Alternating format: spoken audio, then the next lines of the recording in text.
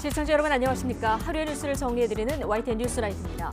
대장동 특혜 의혹과 관련한 법원의 첫 판단이 오늘 나왔습니다. 이재명 대표의 최측근 김용 전 부원장에게 징역 5년 실형이 내려졌는데 뇌물 불법 정치자금 혐의가 모두 인정됐습니다. 이런 가운데 이낙연 전 민주당 대표가 이재명 대표의 사퇴를 처음으로 언급해서 이 대표의 반응이 주목됩니다. 강서구청장 보궐선거 참패 이후 등장한 국민의힘 혁신위 인유한 위원장이 오늘 사실상 마지막 배수진을 쳤는데요. 김기현 대표 반응으로 봐선 글쎄요, 혁신위 앞날이 불투명해 보이죠. 국민의힘 앞날까지 잠시 뒤 나이트 포커스에서 진단해보고요. 대통령실 수석비서관이 전원 교체됐습니다. 목요일 뉴스나이트 오늘의 헤드라인 보시고 이 소식부터 전해드립니다.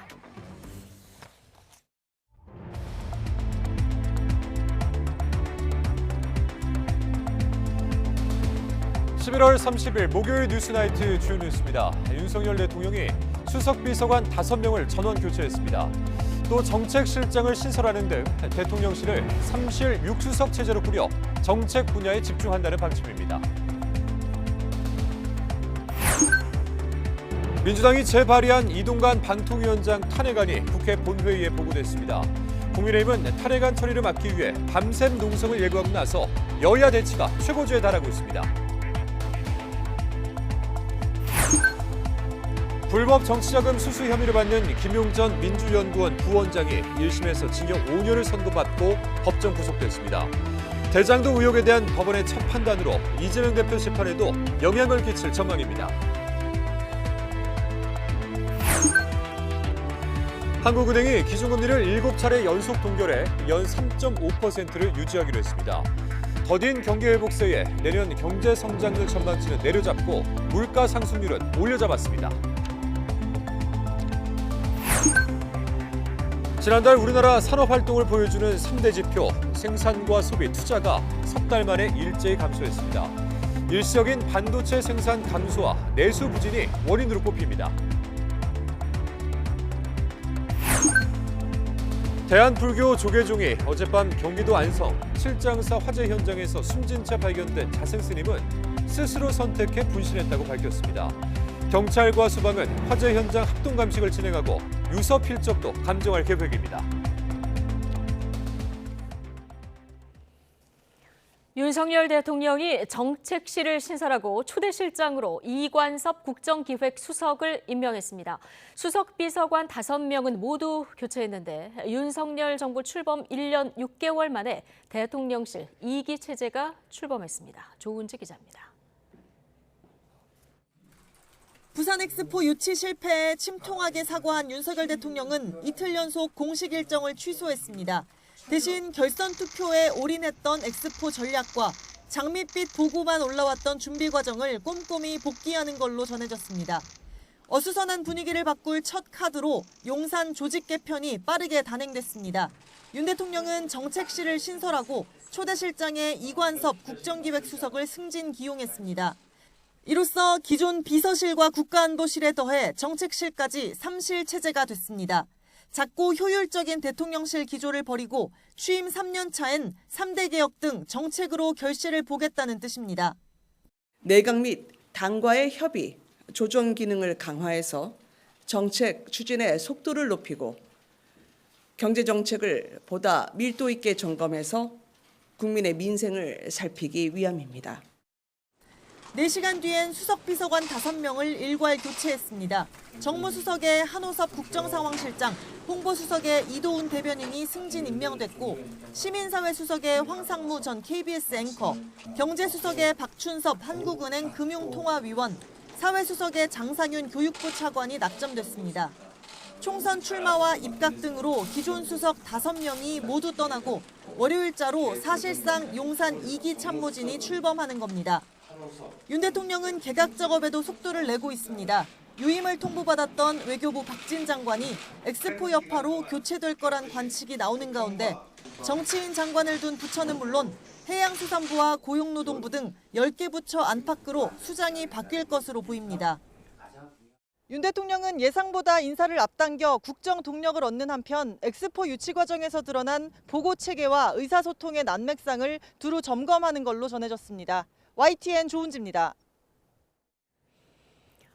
더불어민주당은 대통령실 인사 개편은 국정쇄신 인선이 아니라 국정참사 인선이라고 비판했습니다.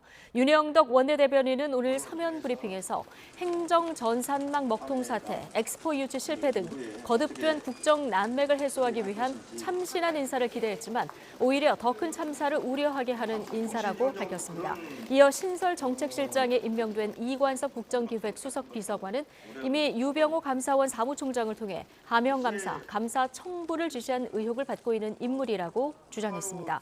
또 정무수석비서관에 임명된 한호섭 국정상황실장은 이태원 참사 국조특위 증인으로 출석해 위증 논란을 일으켰다고 지적했습니다. 국회 외교통일위원회 전체 회의에서 2030 세계 박람회 부산 유치 실패와 관련해 여야 의원들의 질타가 쏟아졌습니다. 외통위 소속 국민의힘 위원들은 회의에 참석한 박진 외교부 장관에게 예상과 동떨어진 유치 결과가 나온 건 정부의 정보 실패, 판세 분석 실패라고 지적했습니다. 더불어민주당 등 야당 위원들도 역전이 가능하다고 해서 기대했는데 결과를 열어보니 국민 모두 속았다며 정보력 부족 문제를 거듭 따져 물었습니다. 박진 장관은 위원들의 지적에 대해서 결과적으로는 국민께 송구하게 생각한다며 좋은 결과가 나오지 못했기 때문에 애석하고 책임감을 느낀다고 말했습니다. 더불어민주당이 다시 발의한 이동관 방송통신위원장과 검사 2명에 대한 탄핵소추안이 본회의에 보고됐습니다. 민주당은 내일 예정대로 본회의를 열어서 탄핵안을 처리한다는 계획인데 국민의힘은 밤샘 농성으로 맞불을 놨습니다. 손효정 기자입니다. 이동관 방송통신위원장과 손준성, 이정섭 검사 탄핵 소추안이 보고될 본회의를 앞두고 국민의힘 의원들은 국회의장실 앞에 집결했습니다. 예산안 처리를 위한 본회의가 탄핵 처리용으로 변질됐다며 본회의 소집에 항의한 겁니다. 민생되면 탄핵 남발, 국민들은 분노한다. 하지만 김진표 의장은 여당 요구를 받아들이지 않았고 예정보다 30분 늦게 본회의를 열었습니다. 여당의 필리버스터 전격 철회로 한 차례 처리가 무산됐던 이 위원장 등 탄핵안은 3주 만에 다시 본회의에 보고됐습니다. 고민정 의원 등 168인으로부터 방송통신위원회 위원장 이동관 탄핵 소추안이 발의되었습니다. 본회의에 보고된 탄핵안은 24시간 이후 72시간 안에 본회의에서 표결에 붙여져야 합니다. 국민의힘이 탄핵안 표결을 막기 위해 법제사법위원회에 넘길 것을 요구하기도 했지만 민주당이 대거 반대표를 던지면서 결국 본회의에서 투표하기로 결정됐습니다. 민주당은 애초 여야가 합의한 일정대로 내일 본회의를 열어 탄핵안을 강행 처리하겠다는 계획을 재확인했습니다. 여당이야말로 본회의를 열지 못하도록 예산안 협의는 물론 법안을 심사하는 법제사법위원회도 파행시키고 있다고 날을 세웠습니다. 합법적인 절차로 이루어지는 본회의 일정을 방해하기 위해서 여러 가지 계획을 하고 있는 것 같은데 다시 한번 말씀드리지만 국회 선진화법을 준수해 주시기 바랍니다. 국민의힘은 본회의 직후 규탄 대회를 열고 민주당이 의석수를 앞세워 탄핵을 남발하며 의회 폭거를 저지르고 있다고 반발했습니다. 또 민주당을 위해 본회의를 강행했다며 국회의장의 사퇴도 요구했습니다. 민생을 위해 열려야 할 본회의를 민주당만을 위해 강행하는 것은 명백한 국민 기만 행위입니다. 의회 폭거이자 국정방해, 사법방해입니다. 여당은 국회에서 밤샘 농성을 벌인 뒤 다시 의원총회를 열고 추가 본회의 개의 가능성에 대한 대응 방안을 논의하기로 했습니다. 그러나 방통위원장이나 검사 탄핵안은 재적 의원 과반 찬성으로 의결되는 만큼 원내 과반인 민주당이 단독으로 처리할 수 있습니다. 탄핵안이 통과되면 헌법재판소가 판단을 내놓기 전까지 이 위원장과 검사 2명의 직무는 정지됩니다. 결국 본회의 개의 여부가 관건인데 키를 진 김진표 의장의 막판 선택이 주목됩니다. YTN 손효정입니다. 더불어민주당 이재명 대표 최측근으로 대장동 일당에게 거액을 수수한 혐의를 받는 김용 전 민주연구원 부원장이 1심에서 징역 5년을 선고받았습니다. 법원은 남욱 변호사가 마련한 불법 자금 가운데 유동규 전 성남도시개발공사 기획본부장이 김 전 부원장에게 전달했다는 6억 7천만 원을 유죄로 판단했습니다. 김철희 기자입니다. 성남시부터 경기도까지 줄곧 이재명 대표를 곁에서 보좌한 김용전 부원장의 혐의는 크게 두 가지입니다. 민주당 대선 예비경선 전후인 2021년 4월부터 8월 사이 대장동 민간업자 남욱 변호사로부터 대선자금 명목으로 8억 4천여만 원을 수수하고 이에 앞서 성남시 의회에서 활동하던 2013년부터 이듬해까지 대장동 사업 편의를 제공하는 대가로 유동규 전 본부장에게 뇌물 1억 9천만 원을 받았단 겁니다. 혐의를 부인하던 유 전 본부장이 갑자기 태도를 바꿔 자금 전달에 관여했다고 자백한 만큼 유 전 본부장의 진술 신빙성 인정 여부가 재판 주요 쟁점이었습니다. 재판부는 유 전 본부장 진술을 모두 믿을 순 없다면서도 김 전 부원장에게 불법 정치자금 6억 원을 제공한 혐의가 인정된다고 밝혔습니다. 전달 시점 등이 일부 부정확하지만 김 전 부원장이 돈을 받아갈 당시에 관한 남욱, 정민용 변호사 진술 등과 일치한다는 겁니다. 또 남 변호사가 제공한 7천만 원이 유 전 본부장을 거쳐 김 전 부원장에게 건네진 경위도 구체적이라며 유죄로 판단했습니다. 다만 나머지 정치자금과 뇌물은 실제 전달되지 않았거나 직무 관련성이 없다며 무죄로 봤습니다. 재판부는 김 전 부원장에게 징역 5년과 추징금 6억 7천만 원을 선고하고 재판 도중 위증교사를 시도하는 등 증거인멸 우려가 있다며 보석을 취소하고 법정 구속했습니다. 저로서는 이제 납득하기 어려운 판결이고요. 항소심에서 다투면은 진실이 밝혀질 것이라고 그렇게 생각하고 있습니다. 예. 김 전 부원장에게 불법 자금을 제공한 남 변호사에겐 징역 8개월이 선고됐는데 전달책 역할을 한 유 전 본부장과 정 변호사는 자금 수수 공범으로 볼 수 없다며 무죄를 선고받았습니다. YTN 김철입니다. 김용전 민주연구원 부원장에게 징역 5년이 선고된 1심 판결에 검찰은 상당한 의미가 있다고 평가했습니다.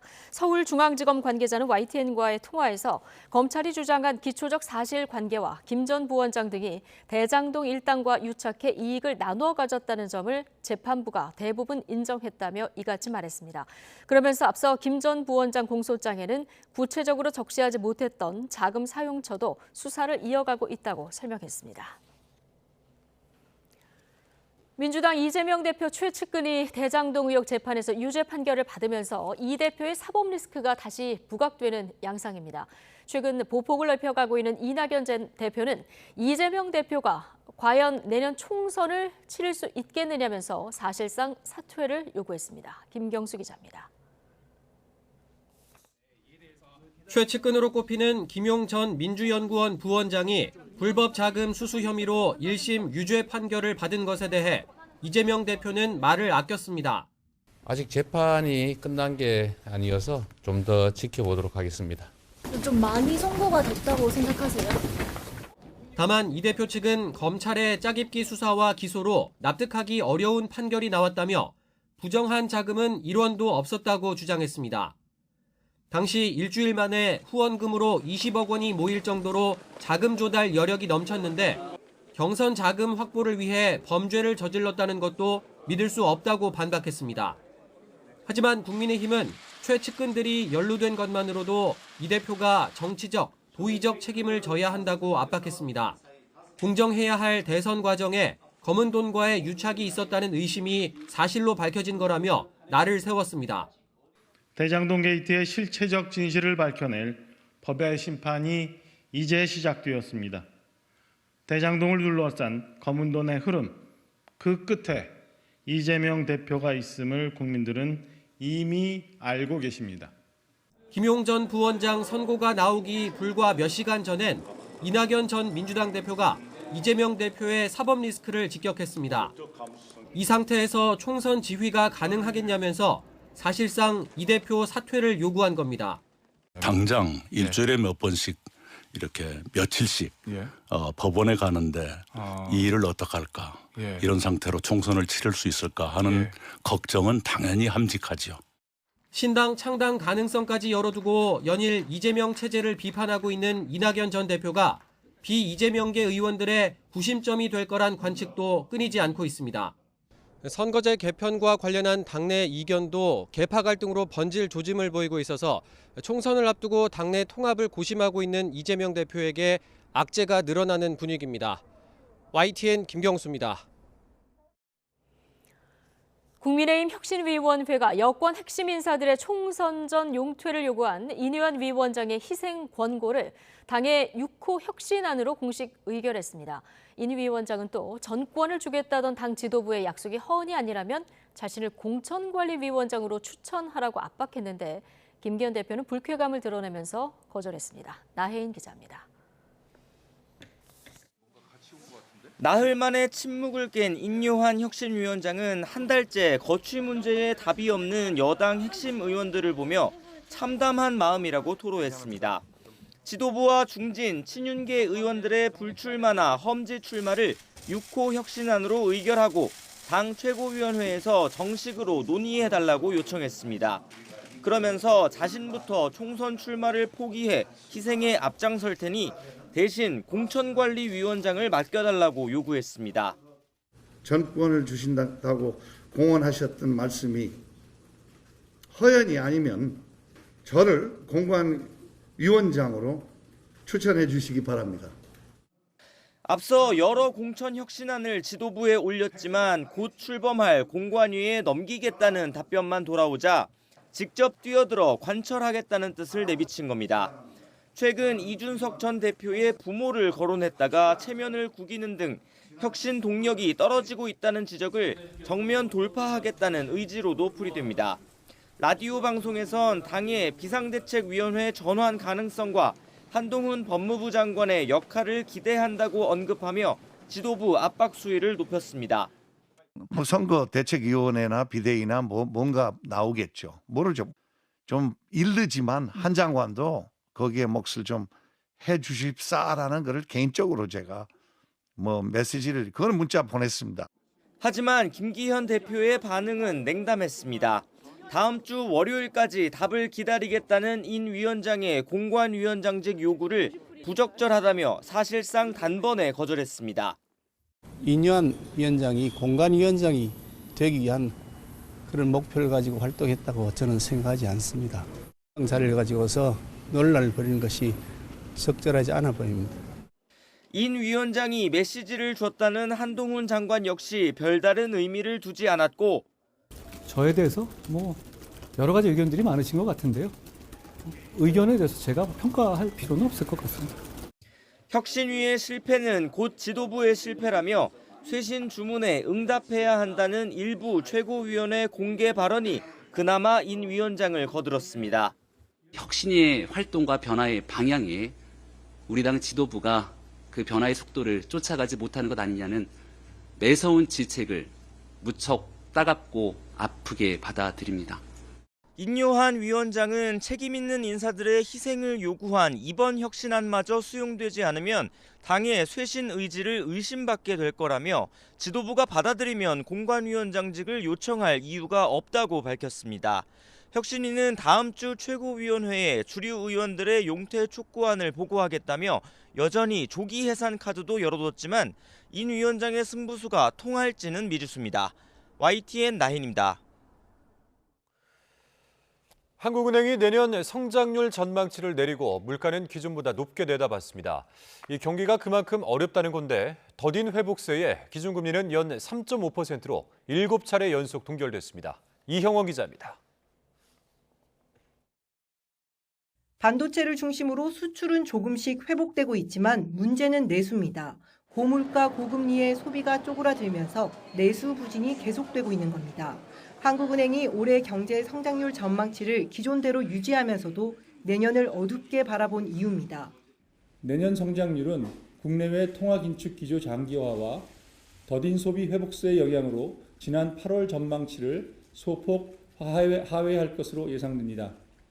경기만 생각하면 금리를 내려야 하지만 대내외 여건이 녹록지 않습니다. 가계빚은 이미 역대 최대치로 불어있고 석 달 연속 오름세인 물가 불안도 여전하기 때문입니다. 큰 불확실성에 올해는 물론 내년 물가 전망치까지 상향 조정했습니다. 금리를 이렇게 올리지도 내릴 수도 없는 상황이 지난 2월부터 이어지면서 결국 7차례 연속 연 3.5%를 유지했습니다. 금융통화위원 만장일치 결정인데 세부 의견은 엇갈렸습니다. 이창용 총재를 제외한 금통위원 6명 가운데 2명은 현재 수준 유지, 4명은 추가 인상 가능성을 열어둔 겁니다. 시장이 가장 주목하는 금리 인하 시점에 대해서는 빨라야 내년 말 가능성을 내비쳤습니다. 저희는 2%대 초반으로 이렇게 2%까지 수렴하는 기간을 내년도 말이나 내 25년 초반 정도가 되지 않을까 이렇게 지금 예측치로는 2% 물가 목표치에 수렴할 때까지 긴축 기조를 충분히 장기간 지속하겠다며 섣부른 인하 기대에 선을 그은 겁니다. 시장 예상대로 기존 입장을 되풀이하면서 증시와 환율 모두 큰 동요 없이 마감했습니다. YTN 이영훈입니다. 이번 달 들어 은행의 대출 규제 강화 영향으로 가계부채 증가세가 둔화됐습니다. 금융당국은 최근 주택시장 동향 등을 고려하면 가계대출이 크게 확대될 가능성은 낮은 것으로 보고 있습니다. 엄윤주 기자가 보도합니다. 지난 4월부터 부동산 시장 회복 기대감에 가계부채는 걷잡을 수 없이 몸집을 불려나갔습니다. 특히 주택담보대출을 중심으로 크게 늘면서 연일 역대 최대치를 갈아치우며 우리 경제의 뇌관이 될 것이라는 우려도 점점 커졌습니다. 성장 잠재력이 저하되고 부채 상환을 위한 가계 소득 창출 능력도 빠르게 회복되지 못할 가능성이 있다는 점에서 적절한 관리가 필요한 상황입니다. 이로 인해 금융당국은 서둘러 대출 조이기에 나섰고 은행권도 앞다퉈 문턱을 높이기 시작했습니다. 결국 주택시장의 관망세가 짙어지면서 이번 달 들어 가계부채 증가세는 둔화하는 모습입니다. 지난달 6조 넘게 늘었던 빚이 2조 3천억 원 증가에 그친 겁니다. 그중에서도 이번 달 들어 증가한 주택담보대출을 보면 대부분이 실수요자를 대상으로 하는 정책자금에 집중돼 있습니다. 시중 금융기관을 중심으로 한 가계대출에 대한 정부의 규제가 강화되고 있어서 실수요자를 중심으로는 정책자금과 관련된 쪽으로 대출이 이동하고 있고요. 최근 가계부채의 안정화에 도움이 된 것으로 판단됩니다. 이 때문에 금융당국은 다음 달에도 가계부채는 완만한 감소세를 이어갈 것으로 내다봤습니다.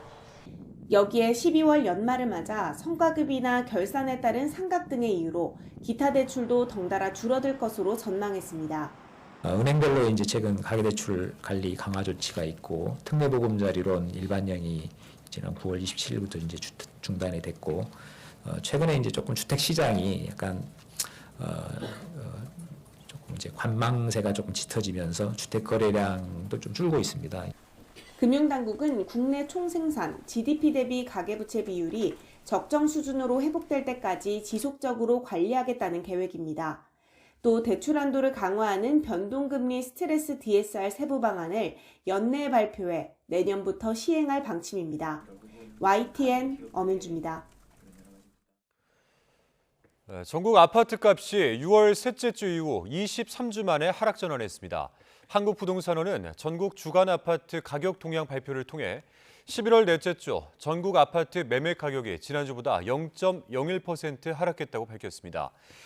금리 상승으로 매수 심리가 위축되면서 6월 셋째 주 이후 이어진 전국 아파트 매매가 상승세가 23주 만에 꺾였습니다. 올해 빠르게 집값이 회복됐던 서울도 5월 셋째 주 이후에 28주 만에 상승세를 멈췄습니다.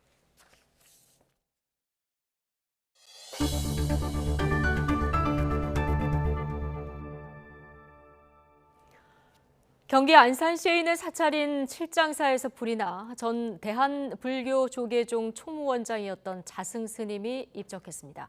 경내 CCTV 등을 분석한 경찰은 불이 날 당시 숙소에 자승 스님 외에 다른 출입자는 없는 것으로 확인하고 현장 감식에 들어갔습니다. 임혜진 기자입니다.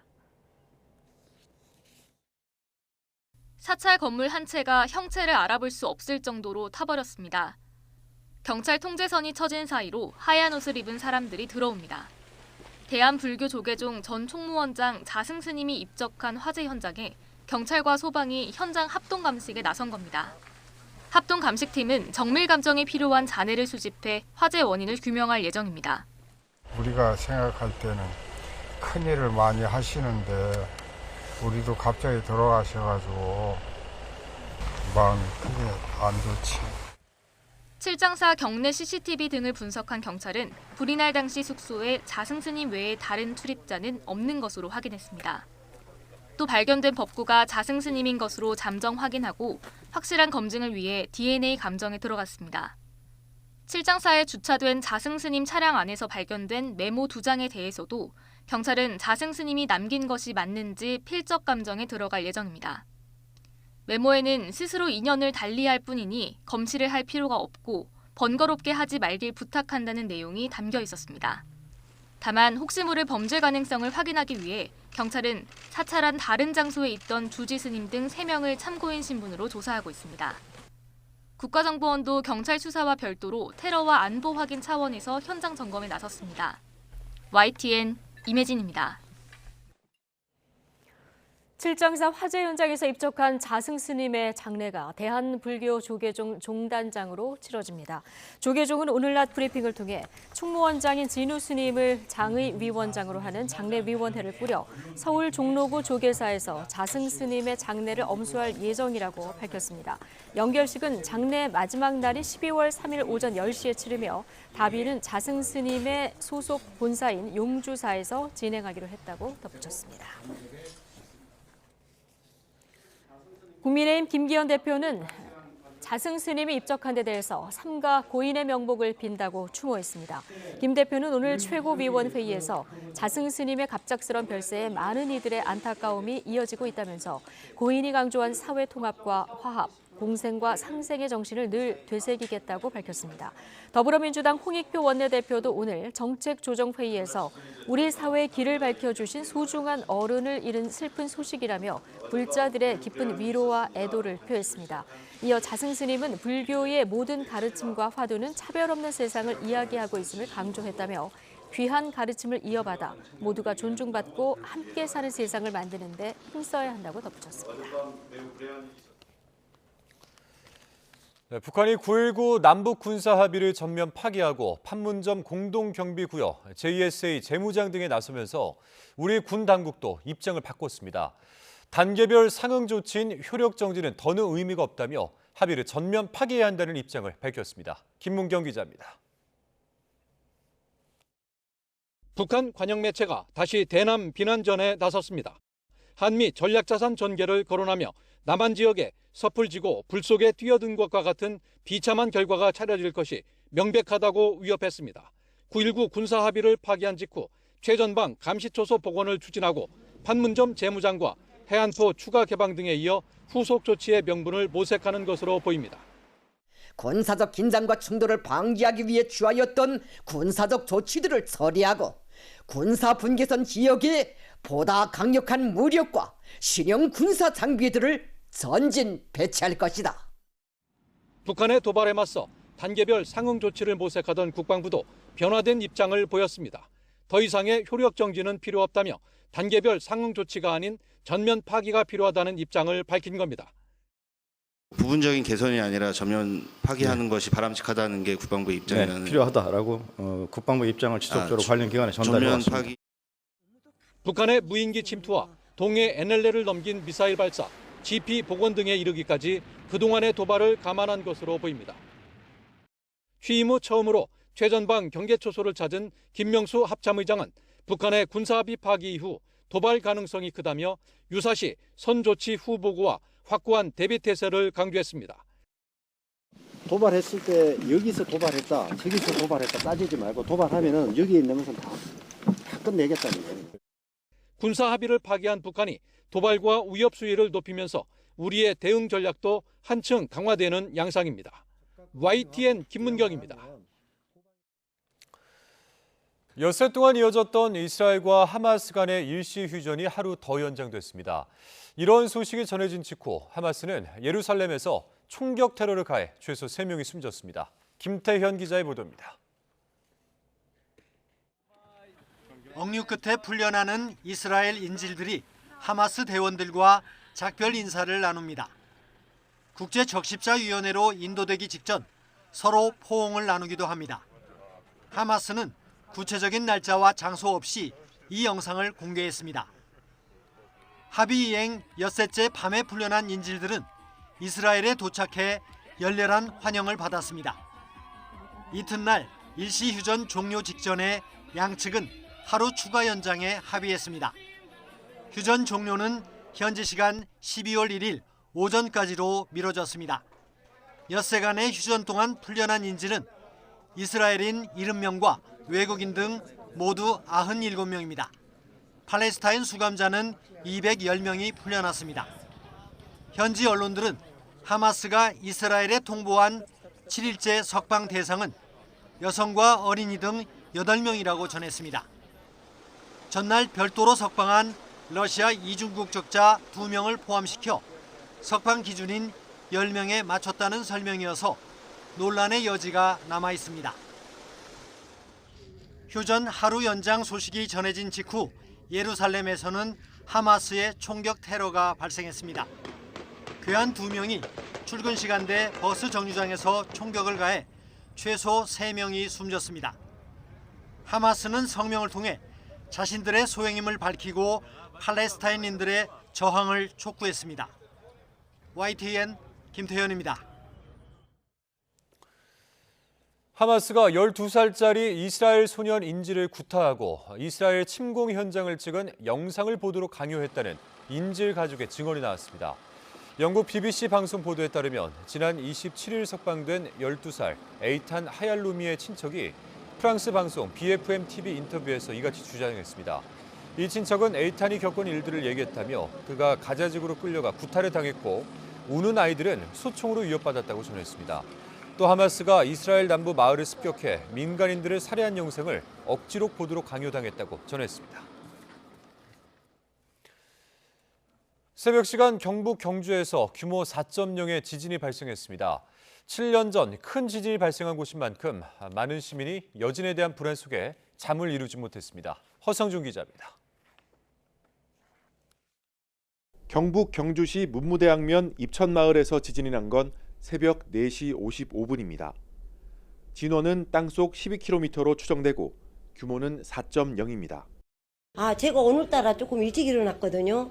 그래서 씻고 거울 앞에 뭐 좀 바르고 있는데 엉덩이가 그냥 이렇게 흔들리더라고. 그래서 이거 뭐지? 뭐 이거 뭐 피난 가야 되나? 막 이렇게 생각도 했었죠. 흔들림의 정도를 나타내는 계기 진도는 5로 인근 지역의 거의 모든 사람이 흔들림을 느끼고 그릇이나 창문이 깨질 정도였습니다. 실제로 지진을 느꼈다는 유감 신고는 경북 지역에서만 50건 넘게 이어졌고 200km 떨어진 대전 충남에서도 신고가 접수됐습니다. 이 식탁에 밥을 떠보니까 식탁하고 드르륵 떠라고 그래가 이게 뭔고 되게 많이 이게 지진이구나 많이 그러면 이제 식탁 밑에 들어가가 요래 들어가라고 그 전에 훈련 받았거든. 소방당국은 이번 지진으로 인한 피해 신고는 없다고 밝혔습니다. 하지만 7년 전 규모 5.8의 지진을 경험한 주민들은 당시의 악몽을 떠올리며 불안에 떨었습니다. 전에는 달아가지고 막 우당탕당 컸고 막 그랬는데 이번에는 4.0이라고 막 두루룩 크 자다가 거기서 끝이 돼버렸어. 그럼 또 다시 재다시 가가지고 겁이 나더라고. 이와 관련해 지자체가 시민들에게 재난안전 문자를 뒤늦게 보낸 사실이 드러났습니다. 경상북도는 지진 발생 후 30여 분 뒤, 경주시는 40여 분이 지난 후에야 대피 요령과 주의를 당부하는 재난 문자를 보내 뒷북 대응이라는 비판을 받고 있습니다. YTN 허성준입니다. 북극발 한파가 절정을 이루면서 전국의 아침 기온이 영하 10도 안팎까지 내려갔습니다. 이번 강추위는 주말까지 계속되겠고 추위 속의 서해안에는 많은 눈이 집중될 전망입니다. 정혜윤 기자입니다. 북극발 한파가 절정에 달한 이른 아침, 도심 공원이 한겨울처럼 변했습니다. 영하 10도 안팎까지 떨어진 기온에 하천 가장자리에는 어느새 살얼음이 생겼습니다. 산책 나온 시민들도 두꺼운 패딩과 장갑, 마스크로 중무장했습니다. 출근길 추위도 만만치 않았습니다. 버스를 기다리는 사람들은 손을 겨드랑이에 끼운 채 온몸을 움츠렸고 도착한 버스의 유리창에는 하얗게 성에가 꼈습니다. 강원도 설악산 기온은 영하 17.5도, 체감온도는 무려 영하 30도 아래로 떨어졌습니다. 철원 영하 11.6도, 서울 영하 7.3도, 전주 영하 3.4도, 대구 영하 2.2도 등 제주도를 제외한 전국이 영하권에 머물렀습니다. 북극 한기에 밤사이 복사냉각 현상이 겹치며 11월 마지막 날 추위가 절정을 이룬 겁니다. 북쪽에서 유입되는 찬 공기의 영향으로 이번 주말까지 추위가 이어지겠는데요. 12월 1일까지는 바람도 강하게 불면서 체감 온도는 더 낮아 춥겠습니다. 북극발 추위 속에 제주 산간과 서해안에는 폭설까지 동반됐습니다. 습기를 잔뜩 머금은 한방눈이 내리며 대설주의보까지 내려졌습니다. 앞으로 제주 산간과 서해안에는 10cm 이상의 많은 눈이 예상됩니다. 기상청은 서해안과 제주도는 내린 눈이 얼어붙어 빙판을 이루는 곳이 많겠다며 보행자와 차량은 미끄럼 사고에 각별히 유의해달라고 당부했습니다. YTN 정혜윤입니다.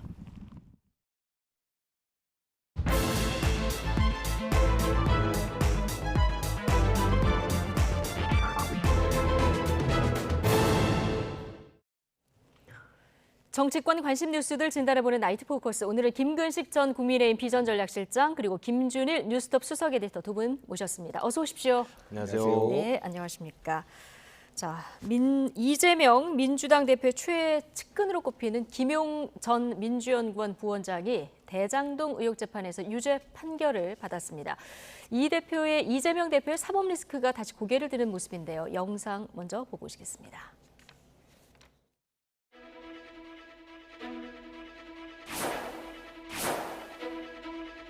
선거 앞두고 있는데 심정 한 말씀 해주시죠. 선고 받고 나와서 말씀드릴게요.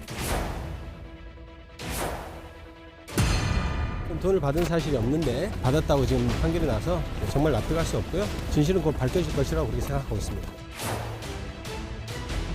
수혜자는 이재명이고 주변인들은 전부 다 이재명을 위한 도구였습니다. 저도 그 안에 있을 때는 제가 이렇게 발이 깊숙이 들어와 있는지 몰랐습니다.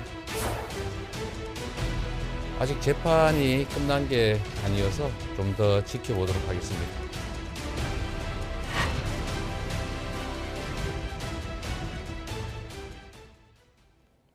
네. 자, 지금 영상으로 보고 오셨는데요. 이재명 대표 최측근인 김용 전 민주연구원 부원장 징역 5년 실형을 받았고요. 법정 구속됐습니다. 자, 이게 대장동 재판 중에서는 처음 나온 지금 법원 판결 아니겠습니까? 이게 오늘 나오기 전부터 굉장히 주목됐던 판결인데요. 지금 어떻게 보셨습니까? 이재명 대표의 사법 리스크는 어제 오늘의 일이 아니고 또 특히 이재명 대표 스스로도 지금 몇 가지의 지금 재판을 실제로 기소된 이후에 받고 있는 형편이고요. 예. 근데 그 과정에서 가장 처음에 문제가 됐던 이제 대장동 게이트 사건이 처음으로 1심이 지금 나온 겁니다. 그러니까 애초에는 이른바 남욱, 김만배, 유동규 정도의 어떤 이 대장동 일당들의 개인적인 어떤 일탈 행위로 이야기됐다가 이 부분이 지난해 정권 교체 이후에 검찰에 새로 재수사를 하면서 김용 부원장과 정진상 실장이 이제 새롭게 이른바 범죄 혐의가 사실 입증이 돼서 기소가 돼 재판이 됐고요. 그 처음 재판의 1심 결과이기 때문에 저는 상당히 의미가 있다고 보는데 두 가지라고 생각합니다. 하나는 그동안 시종일관 이재명 대표와 똑같이 김용 부원장, 정진상 실장은 이재명 대표 똑같이 한 몸으로 그런 사실이 전혀 없다. 그리고 이런 사실이 전부 조작이다. 그리고 상대방 유동규가 다 지어낸 말이다. 라는 것으로 일관돼 왔습니다. 그러나 오늘 판결의 핵심 판결의 요지는 그거 아닙니까? 유동규의 진실이 상당히 신빙성이 있다는 겁니다. 네. 그러니까 유동규는 줬다고 하는 그 일관된 진술하고 있고 받았다고 하는 김용 끝까지 거짓말이라고 우겨대고 있는 상황에서 김용의 그 범죄 사실을 판결을 한 거기 때문에 저는 이게 똑같이 이재명 대표의 기존의 사법 리스크에 대한 태도 그 부분에 대해서도 이재명 대표가 자기가 그런 사실이 없다라고 부인하는 그 부인의 어떤 그 설명력, 타당성에 대해서 아마 법원 전체가 일단 의심을 할 수밖에 없는, 법원 전체가 의심을 하고 의혹을 가질 수밖에 없는 선례가 될 것 같고요. 두 번째는 이제 김용 부원장의 향후 태도에 대한 관심이 또 쏠립니다. 왜냐하면 이제 오늘 법정 구속이 됐습니다. 1심 5년이면 이제 만약 2심에서 어떻게 될지 모르겠습니다만 어쨌든 2심에서도 계속 된다면 5년 정도를 살아야 됩니다. 징역에서. 산다고 한다면 본인이 5년 동안 징역을 산다고 했을 때 5년 안에 이재명 대표가 어떤 일을 해서 자기를 꺼내줄 수 있을지 또 자기를 어떻게 해서 도와줄 수 있을지에 대한 고민을 할 거 아니겠습니까? 근데 자기는 5년 동안 감옥살이를 하면서 이재명 대표도 만약에 똑같이 사법 리스크가 이제 유죄 판결이 되는 경우에 대통령으로 출마할 수 있는 가능성도 봉쇄되고 이럴 경우에는 김용 부원장 스스로도 다시 자기가 기사회생할 방법은 없다라고 판단이 될 수 있는 거고요. 예. 그리고 실제로 뭐 잘 아시겠지만 감옥에 있을 때하고 감옥에 밖에 있을 때는 전혀 상황이 다르거든요. 그리고 그런 상황에서 지금 유동규 같은 경우에는 사실은 있는 그대로 진실을 이렇게 진술하면서부터 상당히 이제 많은 심경의 변화를 가지게 된 거 아니겠습니까? 그렇기 때문에 예. 아마도 향후에 법정 구속된 김용 부원장의 심경의 변화도 있을 수 있다. 왜냐하면 지금 김용 부원장과 정시상 실장이 이재명 대표를 향하는 대장동 게이트의 모든 의심의 마지막 그 문지기 역할을 하고 있는 거거든요. 예. 거기서 중단돼 있기 때문에 만약에 그 두 분 중에 누군가가 만약에 입을 열기 시작하면 이재명 대표를 그 직접적으로 향하는 새로운 범죄 사실이 나올 수 있다. 이런 생각도 듭니다. 김용 전 부원장 지금 보석으로 나와 있다가 오늘 법적 구속이 된 그렇죠. 건데 5년 실형을 선고받은 입장에서는 좀 심경의 변화를 일으킬 가능성도 있다 이렇게 얘기를 해주셨고요.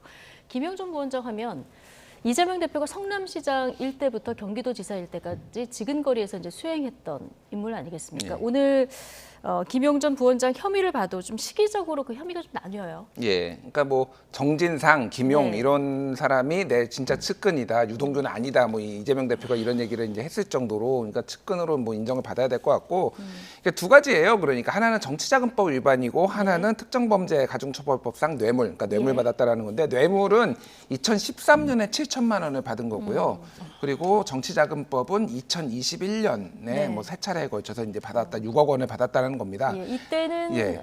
민주당 경선 직전이라고 그렇죠. 보면 될까요? 예, 대선 그러니까 경선 직전. 앞에 2013년은 그러니까 예. 대장동 사업이 잘 진행되도록 업자로부터 돈을 받았으니까 이거는 뇌물. 네. 그리고 뒤에 거는 이제 본 거는 이게 이제 당내 경선, 민주당 당내 경선, 예. 그러니까 이재명 후보, 뭐 이낙연 후보 등등해서 여기서 당내 경선을 벌였잖아요. 그때 이제 받았다라는 거예요. 그래서 요거는 정치자금법. 그래서 두 개 이제 성격이 다릅니다. 그래서 뭐 이 부분은 이제 법원이 이제 판단한 거 아까 뭐 김거식 교수님이 잘 판단했지만은 이제 민주당 쪽에서는 이거 거짓말쟁이다. 유동규의 진술이 계속 바뀌고 믿을 수 없다라고 했는데, 그러니까 저 법원에서는 이게 오래된 사건이니까 디테일한 부분은 좀 틀릴 수가 있지만은 예를 들면 동선이라든지 뭐 GPS, 뭐 내비게이션 뭐 이런 거 막 다 종합해 봤을 때 예. 이제 신빙성이 있다라고 이제 본 겁니다. 근데 문제는 저는 이제 김용이 뭐 징역 5년을 받은 거는 문제가 아니라고 봐요. 네. 근데 이게 지금 유동규가 무죄를 받았다. 예. 정민용과 무죄를 받았다. 이게 지금 좀 심각한 문제다라고 봅니다. 법원은 이제 전달자이기 때문에 정민용 변호사하고 유동규 전 본부장은 무죄 오늘 이렇게 판단했고 남욱 변호사는 돈을 만든 사람이잖아요. 징역 8개월. 그러나 이제 구속시키진 않았고요. 예. 그러니까 이게 지금 이게 검찰이 저는 왜 그래서 이 검찰 개혁 얘기가 나오는지를 좀 설명을 드릴게요.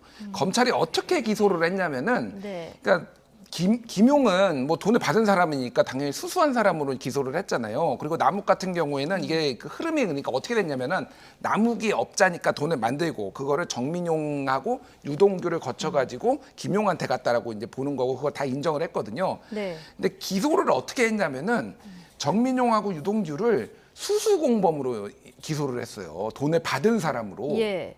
근데 이 사람들은 기부공범이 돼야죠. 그래서 심지어 재판부가 검찰한테 뭐라고 했냐면은 수수공범으로 기소를 하지 말고 기부공범으로 돈을 준 사람으로 공범으로 해라라고 했는데 이 사람들은 받은 걸로 되니까 이 사람들은 무죄가 나오고요. 지금 최종으로 받은 사람이 아니니까. 예. 남욱은 어쨌든 준 사람이니까 예. 8개월을 받았어. 원래 그러니까 받은 사람이 원래 형이 더 세요. 준 사람보다. 그러니까 네. 뭐 8개월을 받았더라도 뭐 그거는 문제가 될 건 없는데 정민용하고 유동규를 지금 기부공범으로 돈을 준 사람으로 본 게 아니라 수수공범으로 해서 그러니까 재판부가 오늘 뭐라고 했냐면 심지어는 기소를 이렇게 해가지고 내가 이거 범죄가 없는 게 아니다. 하지만은 이들한테 무죄를 줄 수밖에 없다라는 얘기까지 합니다. 예. 이게 그러니까 일종의 검찰의 플리바게닝 한 거예요.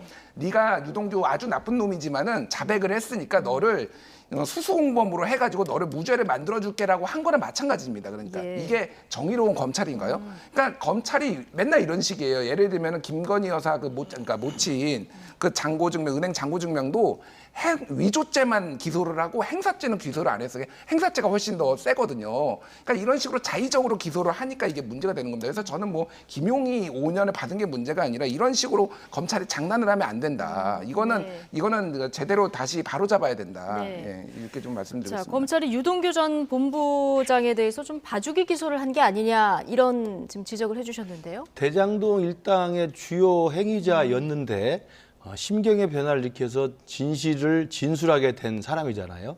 입장을 바뀌어서. 네. 그러니까 처음에는 유동규가 이재명을 지키기 위해서 자기가 다 했다고 정리를 했던 1차 초기 수사는 그렇게 진행되지 않았습니까? 그러다가 이제 술술 다 불기 시작한 겁니다. 그러니까 당연히 검찰은 이 진술자의 핵심 그 진술을 얻어내기 위해서 그 정도의 저는 설득과 해유는 있었을 거라고 생각을 합니다. 그러나 이게 이제 기소하는 과정에서 말씀하신 것처럼 이걸 준 사람인데 받은 사람으로 엉뚱하게 기소를 해서 무죄를 나오게 했다라고 하는 부분들은 뭐 사실 확인을 해봐야 될 것 같습니다만 저는 그렇다고 해서 이게 이재명 대표로 향하던 8억 6천여만 원의 어떤 그 대선 자금, 대선 경선 자금과 뇌물, 특히 이제 이번에 무죄로 성남시 의원일 때 이른바 업자로부터 받았다는 뇌물 중에서 7천만 원만 인정을 하고 1억은 무죄랬는데 그 1억이 무죄로 했던 재판부의 판결문은 뭐냐면 그 1억은 김용이 받은 게 아니라 당시 이재명 시장의 재선을 위한 자금으로 썼던 것이기 때문에 무죄라고 봅니다. 그래서 이제 공소장 변경하겠다 오늘 검찰이 그러니까 그렇게 얘기했는데요. 오히려 그런 더 큰 이재명 대표의 더 큰 범죄들에 대해서 1심 재판부가 상당히 많은 유죄 판결을 내리고 있다는 점이 저는 훨씬 더 중요하게 봐야 되고요. 그리고 뭐 이 사건이 아니더라도 유동규는 이미 남욱, 김만배, 유동규 등등의 대장동 일당은 이미 1차로 재판이 돼가지고 지금 그 사건에서 지금 재판을 받고 있습니다. 그 사건이 훨씬 더 큰 중범죄가 나와요. 본인이 본래 했던 대장동 일당의 그 사건이기 때문에 이건 이제 김용한테 주는 돈을 어떻게 전달했느냐의 문제에 관련해서 준 사람인데 수수받은 사람이라고 해서 빠져나갔다는 말씀을 하시는 건데 그 사실관계는 뭐 그렇다 치더라도 더 큰 죄로 지금 지금 재판을 받고 있기 때문에 그게 뭐 이렇게 유동규를 완전히 뭐 없던 범죄가 없던 것으로 만들어진 건 아니라는 말씀을 드리고요. 문제는 이제 국민들 입장에서는 대선 후보까지 나왔고 지금 현재 국회의원이고 민주당이라는 제1야당의 대표를 하고 있는 이재명이라는 분이 실제로 가장 최측근이라는 김용으로부터 이런 정도의 유죄 판결이 확정돼 버리면 오늘 판결이 나왔습니다만 2021년에 대선 예비 경선에 필요하다고 그래서 자금을 조달했다는 거 아니겠습니까? 이게 지금 정치자금법 위반으로 지금 유죄 판결을 받은 거거든요. 그러면 그 김용이 받았다는 그 수억 원의 돈을 김용이 어떻게 썼겠습니까? 자기 개인적인 호사를 위해 썼겠습니까? 당연히 당시에 이재명 당시 당내 경선을 위해 썼던 것이죠. 이 부분에 대해서 명확히 이제 이 돈의 용처, 그러니까 돈을 받은 게 오늘 재판에서 확정됐다고 한다면, 판결됐다고 한다면 이 재판에서 판결된 이 돈의 용처를 다시 한번 수사하고 조사하는데 관심이 좀 돌아갈 수밖에 없다. 그러면서 이재명 대표 사법 리스크는 더욱더 크게 부각될 수밖에 없다고 봅니다. 네. 자, 지금 자금 흐름을 보면 남욱, 그다음에 정민용, 유동규, 김용 여기까지는 법원이 지금 1심에서는 인정을 한 거고요. 자, 이 돈이 최종 이재명 대표를 위해서 썼고 이재명 대표도 알았을까? 이게 이제 남은 검찰 입장에서는 증명해야 될 숙제인데 유동규 전 본부장은 이게 이재명 대표가 최종 수혜자다 오늘도 이 얘기를 했는데 오늘 재판에서 유동규 전 본부장의 지금까지 진술이 상당 부분 인정이 됐단 말이죠. 자, 앞으로 수사 이재명 대표와는 어느 정도 그 사법 리스크와 연관이 될까요? 그러니까 이게 이제 밝혀내는 게 굉장히 좀 까다로워요. 그러니까 그동안 이제 뭐 대장동 자금이 한 400억 원대가 뭐 저수지로 있었네. 그래서 그게 흘러 들어갔네. 여러 가지 얘기들이 있었는데. 근데 그건 직접 공소장에 못 넣었잖아요. 못 넣었어요. 그건 아예 못 넣었고 이제 여기에서 직접적으로 이제 돈을 받은 것만 확인을 한 건데 어쨌든 이 연결관계가 되려면은 이게 용처를 확인을 해야 됩니다. 그러니까 이게 거기에 경선 자금이 흘러가서 그 캠프에서 경선 때 여기에 뿌렸다라는 것까지 증명을 해야지 이게 이제 되는 거잖아요. 이건 검찰이 이렇게 뭐 심증을 가지고 수사하는 거는 저는 당연하다고 봅니다. 그렇게 검찰이 하는 일이 그런 거니까. 그래서 이게 좀 굉장히 까다로운 일이 될 것이다. 사람 마음만 이렇게 뭐 아까 김근식 교수님 말씀하셨지만은 이제 상식적으로 그러면은 김용이 이거를 뭐 본인의 이득을 위해서 했을 것이냐라는 거에 사람들이 많은 의구심을 가지고 있잖아요. 이 부분에 있어서 이제 이재명 대표가 조금 설득력 있게 해명을 해야 되는 그런 좀 어려운 상황에 놓였다. 뭐 이 정도로 보는 게 맞을 것 같고 네. 만약에 말씀하셨다시피 김용희 심경의 변화가 있어가지고 갑자기 뭐 이렇게 하게 되면은 그거는 이제 메가톤급 이제 위력이 되겠죠. 그러니까 이재명 대표한테 직접 갈 텐데 저는 그럴 가능성은 매우 낮다고 봅니다. 그러니까 진짜 핵심 측근이라고 얘기를 할 것이고 이런 경우에는 이게 뭐 설령 진실이라고 하더라도 끝까지 묻고 본인이 가져가는 게 낫거든요. 그리고 예를 들면 대선 후보고 대선이 다음에 대통령이 될 가능성이 높다라고 본다라면은 여러 가지를 고려를 했을 때 그거를 김용이 갑자기 뭐 불거나 뭐 이렇게 모든 걸 자백하거나 이럴 가능성은 저는 없다고 봐요. 좀 낮아 보인다. 예, 어쨌든 예. 당사자인 김용 전 원장은 납득이 어려운 판결이다. 그리고 이재명 대표 측은 부정자금 1원도 받은 적 없다. 자, 이렇게 오늘 반응이 나왔다는 점도 전달해 드리고요. 그러나 이재명 대표의 사법 리스크는 지금 뭐 점점 커지는 상황이죠. 최근 연일 이 대표를 향해서 날을 세우는 이낙연 전 대표가 사실상 이 대표의 사퇴를 처음으로 언급을 했습니다. 민주당 원로인 유인태 전 사무총장 목소리까지 함께 듣고 오시겠습니다. 이재명 대표는 어떻게 해야 된다고 보십니까? 그 부분에 대해서. 그 당에서 중지를 모으고 결단할 건 결단해야겠죠. 네. 그럼 방법까지 제가 얘기할 수 있는 단계는 지난 것 같습니다. 아, 단계를 지났다는 말씀은 어떤? 그동안에 오래 기다렸는데. 예. 네. 네. 그러면 이재명 대표가 본인의 거취에 대해서도 좀 표명을 해야 된다 이런. 네, 그 말씀이신 이상 거예요? 그 얘기는 더 하고 싶지 않습니다. 사람이 상당히 신중하고 좀 소위 온건한 사람이거든요. 언제고. 근데 이번에 저렇게 세게 하길래 제가 어제 뭐 한판 뜨는 거예요. 이제 그랬더니 아이 진지하게 저렇게 몰아넣고 있잖아요. 이렇게 아이 사당화가 저렇게 질식할 것 같은 분위기로 당을 완전 사당화로 몰고 가니까. 네. 한판 뜨는 거야 이렇게 물어봤더니 저렇게 몰아넣고 있잖아요. 이런 답변까지 들었다는 유인태 사무총장 얘기 듣고 오셨는데, 자, 이낙연 전 대표 당에서 중지를 모아서 결단해야 된다. 자, 이 얘기 사실상 이재명 대표가 거취를 결정해야 된다 이 얘기로 뭐 들릴 수밖에 없는데, 이 대표 내일 또 대장동 재판이 있고 사법 리스크가 굉장히 크다 보니까 총선을 칠 수 있겠느냐, 자, 이런 얘기예요. 뭐 사실 지난번 이재명 대표에 대한 영장 기각으로 사실은 사법 리스크는 이제 정리가 된 것으로 민주당 내에서는 분위기가 형성이 돼 있고요. 특히나 이제 강서구청장에서 상당한 표차로 승리를 하면서 이대로 가면 총선 내볼 만하다라는 분위기가 형성이 되면서 최근의 분위기는 뭐 당내 이른바 비명계로 불리는 한 4명 정도의 이른바 원칙과 상식 소속 의원들 빼고는 모든 국회의원과 모든 공천 준비하는 공천 지망생들은 친명 일색화로 다 정리가 돼버렸습니다. 그걸 아까 이제 사당화라고 표현하는 건데 이제 그 부분에 대해서 더 이상 민주당에는 더 이상의 이제 이재명 대표 체제가 흔들릴 것 같다는 생각은 안 하고 있는데, 지금 이낙연 전 대표가 나와서 강경하게 저렇게 이야기를 하는 걸로 봐서는 아마도 이른바 비명계 밑바닥에서는 여전히 이 이재명 대표로 과연 내년 총선을 치를 수 있느냐라고 하는 근본적 회의가 있는 것 같고요. 그럼에도 불구하고 저는 이낙연 대표는 저렇게 이재명 대표의 사퇴라든지 그다음에 민주당의 어떤 근본적인 쇄신과 변화를 요구할 수는 있겠지만 과연 그럴 만한 힘이 있느냐, 또 그럴 만한 동력이 지금 민주당 내부에 남아있느냐는 좀 다른 문제라고 생각을 합니다.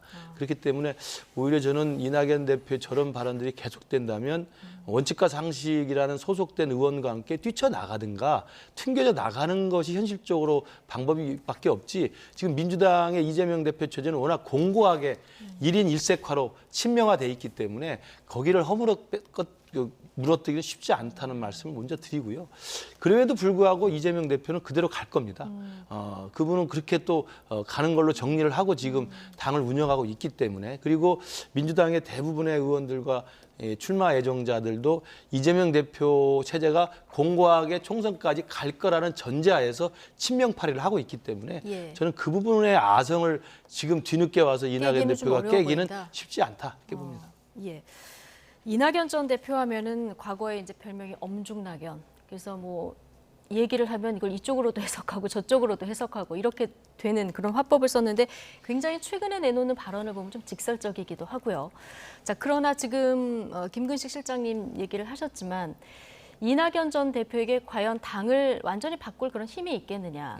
자, 이런 물음표를 던지셨거든요. 아니, 뭐 저도 큰 틀에서 동의합니다. 왜냐하면 일단은 지금 총선을 앞두고 있고 공천권을 행사하는 사람이 당대표와 당 지도부인데 여기에서 뭔가 당에서 중지를 모아 결단해야 된다라고 하면은 뭐 그 지도부가 결단을 하겠습니까? 아니면 의원들이 벌떼처럼 일어나가지고 사퇴하라고 이렇게 하겠습니까? 그건 가능성이 높지 않고 그냥 탈당 빌드업 정도로 뭐 이거를 보면 될 것 같습니다. 어떤 당의 도덕성이나 어떤 윤리 의식 이런 거에 이제 크게 문제가 있다라는 건데 이제 두 축인 것 같아요. 하나는 선거제도와 관련해서 약속을 지키지 않는 민주당 그리고 대통령 후보로서 본인이 위성정당 만들지 않겠다, 선거제도 후퇴하지 않겠다라고 했지만은 그거가 문제가 있다라는 식으로 이제 그거를 한 축을 이제 공격하고 있고 한 축은 도덕성 문제인데, 그러니까 이게 조금 애매한 게 그러니까.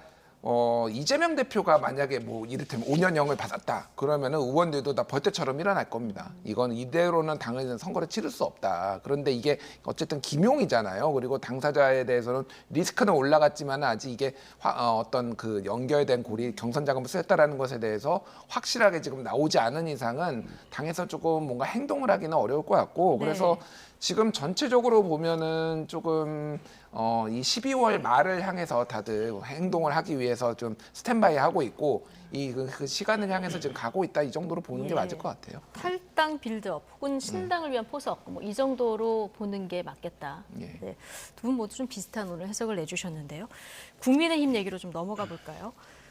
당 주류 용퇴론을 둘러싸고 지금 지도부하고 혁신위하고 줄다리기가 계속되고 있습니다. 이니환 혁신위원장 주류 험지 출마를 정식 안건으로 넘기면서 또 자신을 공천관리위원장으로 추천해달라 깜짝 요구도 내놨는데요. 김기현 대표 반응은 어땠을까요? 함께 듣고 오시겠습니다. 지난 11월 3일 희생을 주제로 권고사항으로 제시했던 안건을 공식 안건으로 의결하였습니다.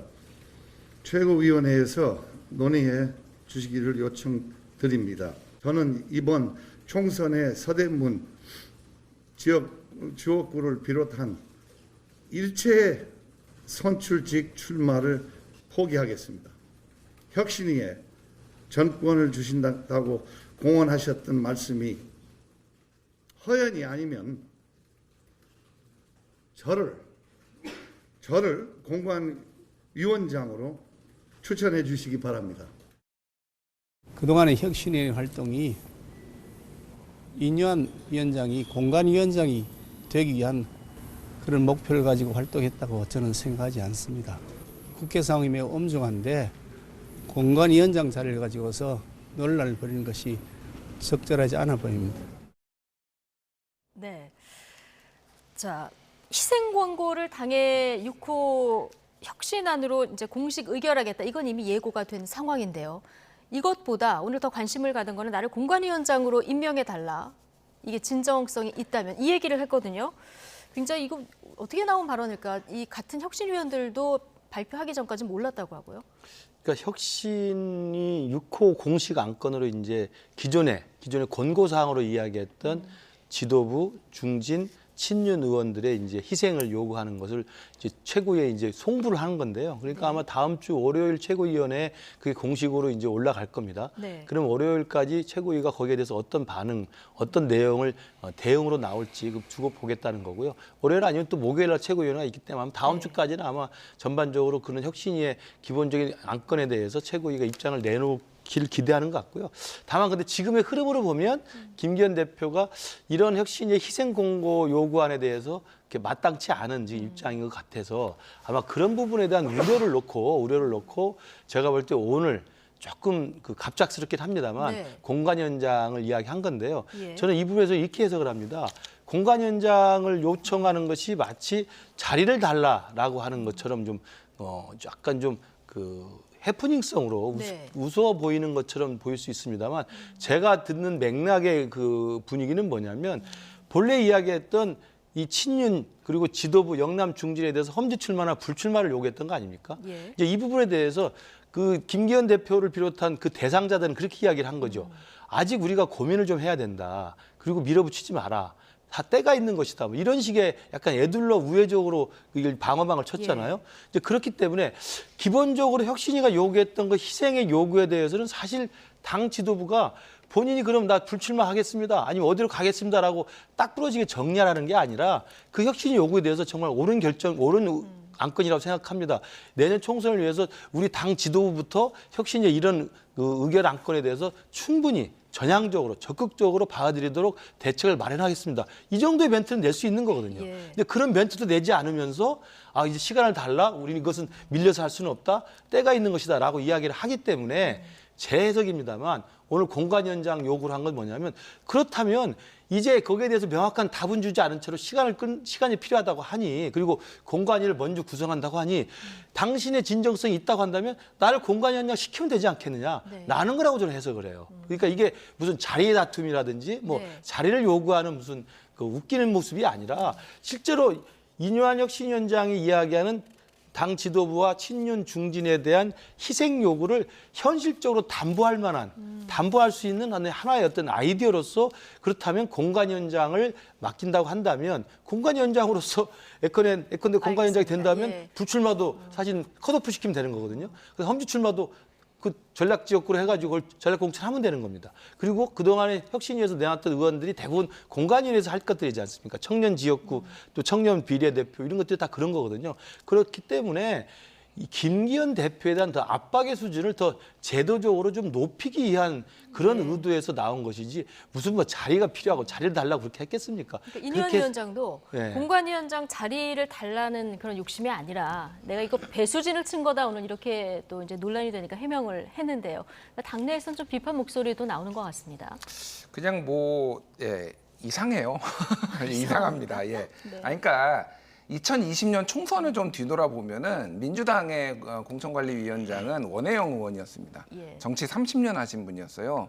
그리고 미래통합당의 이제 공관위원장은 김영호 국회의장입니다. 그러니까 공천관리위원장이라고 하는 거는 일단 굉장히 정치를 오래 하신 분이 해야 되는 게 관례예요. 왜 그러냐면은 알아야지 공천할 거 아닙니까? 이게 누구고 이 사람이 어떻게 뭐 그러니까 수치만 보고 이렇다면은 이렇게 하는 게 아니라 어떤 사람이 적절한지 아닌지 이 사람들을 다 알아야 돼요. 그러니까 그렇게 해왔던 게 다 관례입니다. 근데 갑자기 본인이 정치를 한 번도 해보시지 않은 분이 공천관리를 하겠다라고 하면은 이게 잘 되겠냐고요. 그러니까 이거 자체가 첫 번째 코미디고요.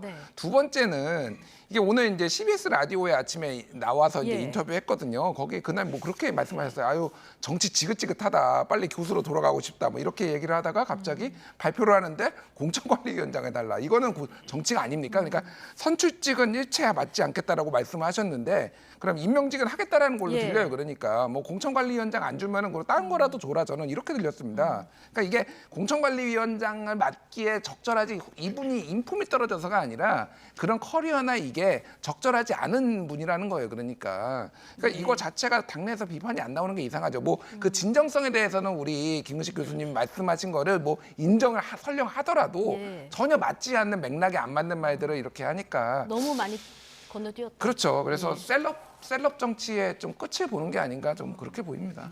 저도 이제 이게 공관위원장을 요구한 것이 좀 뜬금없는 모습으로 비칠 수는 있어요. 그렇기 때문에 이제 정치를 안 해본 분이 지금 정치 한복판에 와서 이런저런 고민하다가 그런 이야기를 한 것 같은데 제가 말씀드린 것처럼 그 자리를 달라는 게 정식 요구 사항이 아니라 친윤과 지도부의 희생을 요구하는 게 공식 요구 사항이고 그것에 대한 당 지도부의 반응이 뜨뜻미지근하니 그렇다면 당신들이 정말 할 생각이 조금이라도 있다고 한다면 공관위원장 곧 구성한다고 하니 공관위원장을 혁신위원장을 시켜버리면 혁신위가 내놓았던 공천 관리와 관련된 모든 안건들을 다 수용한다는 의미로 받아들일 것이다. 라는 저는 생각을 했기 때문에 저는 저런 요구를 한 거라고 봅니다. 뭐 다양한 평가가 있을 수 있으나 중요한 건 지도부의 반응 아니겠습니까? 그런데 김기현 대표 오늘 이뇨한 위원장이 이 자리를 목표로 혁신위원장을 했다고 생각하지 않는다, 뭐 수고했다 이런 얘기를 한 것으로 봐서 다음 주 월요일까지 답변을 이뇨한 위원장이 기다리겠다 하지 않았습니까? 뭐 원하는 답변을 내놓은 것 같지도 않고 사실상 단칼에 거절한 거다 이런 해석도 나오는데 이렇게 되면 혁신위는 어떻게 되는 거고 국민의힘은 어떻게 되는 겁니까? 공관위원장을 달라라고 하는 요청에는 오늘 보니까 단칼에 거절한 게 맞는 것 같고요. 그러나 지금 그건 이제 사실은 뭐 하나 해프닝성으로 진정성이 좀 잘못 전달되는 바람에 좀 생각되는 오해의 소지가 있다고 한다면 다음 주 월요일까지 시간은 좀 며칠 있고요. 그 상황에서 희생을 요구하는 지금 공식적인 안건으로 지금 월요일 날 최고의 상정이 될 것이기 때문에 저는 김기현 대표의 마지막 최종 결정을 지켜볼 필요가 있다는 말씀을 드리고요. 두 번째로는 지금 앵커께서 질문한 것처럼 그럼에도 불구하고 월요일 날 지금까지처럼 우려하는 것처럼 별다른 입장 없이 그냥 뭉개거나 묵묵부답으로 할 경우에는 아마 혁신위는 더 이상 할 동력이 사라지게 될 겁니다. 그럼 혁신위는 사실은 자진 해체를 하거나 조기 종료하면서 그대로 스스로 문을 닫게 될 것이고요. 그 이후에 그러면 국민의힘이 어떻게 될 것이고 그 이후에 김기현 대표 체제는 어떻게 될 것이냐. 가장 무서운 건 혁신위의 요구사항이 아니라 민심의 요청사항입니다. 과연 지금 강서구청장 패배 이후에 우리 국민들의 민심과 여론이 과연 이뇨한 혁신위가 주장하는 희생을 요구하는 것이 맞다고 보는 것인지 희생 필요 없다. 우리 김기현 대표나 장제원 의원 같은 경우 무슨 소리냐? 난 내 갈 길 간다. 라는 일종의 반민심의 김장연대로 가는 것이 맞는 것이냐? 이건 국민들이 판단할 때 뻔히 답이 나와 있거든요. 저는 그래서 아마 월요일 날 김기현 대표가 저는 타당한 합당한 결정을 할 거라고 기대를 합니다만 그렇지 않는다고 한다면 저는 당으로서는 내년 총선을 특히 저같이 서울 송파에서 출마를 준비하고 있는 사람 입장에서는 내년 총선에 대해서는 사실은 낙담할 수밖에 없는 상황입니다. 실제로 지금 상황에서 실제로 총선을 치르면 수도권에서 우리가 전멸할 것은 지금 굉장히 당연한 일이기 때문에 그런 정도의 변화와 혁신을 당에 보여주지 않고 어떻게 내년 총선을 치르겠다는 생각을 하겠습니까? 그래서 저는 영남 기득권 카르텔에 의해서 당의 총선을 승리를 포기하더라도 자신의 지역 이익을 챙기겠다라고 하는 식으로 간다고 비춰지면 내년 총선은 하나만 합니다. 그래서 저는 이뇨한 혁신의 저 희생 요구라는 이번에 공식 의결된 안건 6호를 김기현 대표 체제에서 거부한다고 한다면 저는 그 다음에 후폭풍은 당이 민심의 바다 위에서 엄청난 저는 요동을 칠 거라고 생각합니다. 김기현 대표도 또 지도부도 지금 말씀하신 이런 내용들을 다 같이 이제 고민을 할 텐데 김근식 실장님은 아직 월요일 최고위의 결정에 기대를 걸고 있는 모습인데요. 김준일 에디터께서는 어떻게 보십니까? 혁신의 불씨가 좀 남아 있습니까? 그러니까 김병민 최고위원이 그 비슷한 취지의 얘기를 했어요. 어쨌든 요거를 좀 받아들여야 된다. 그러니까 원래 김기현 대표의 왼쪽에 앉아 있다가 거기에 김석기 의원이 앉으면서 이제 쫓겨났거든요. 저쪽으로. 그러면서 멀어지면서 좀 심경의 변화가 왔는지 제가 잘 모르겠습니다. 어쨌든. 근데 이제 굉장히 미묘한 부분들이 있어요. 사실은. 그러니까 지금 최근에 당무감사위원회에서 지금 뭐 이제 컷오프 대상 하위 22% 46명 204곳에 이제 빈 곳을 제외한 204곳에 당무감사를 했잖아요. 이게 그러니까 쉽게 얘기를 하면은 그러니까 쳐내겠다는 겁니다. 그러니까 이게 용산에 대한 시그널이고 당 의원들에 대한 시그널이에요. 그러니까 국민에 대한 시그널인데 못하는 사람은 내가 김기현 대표 체제에서 쳐낼 테니까 이런 거 굳이 용태 같은 거 별로 실효성도 없는 거 굳이 안 해도 된다. 이런 시그널을 지금 계속 보내는 거거든요.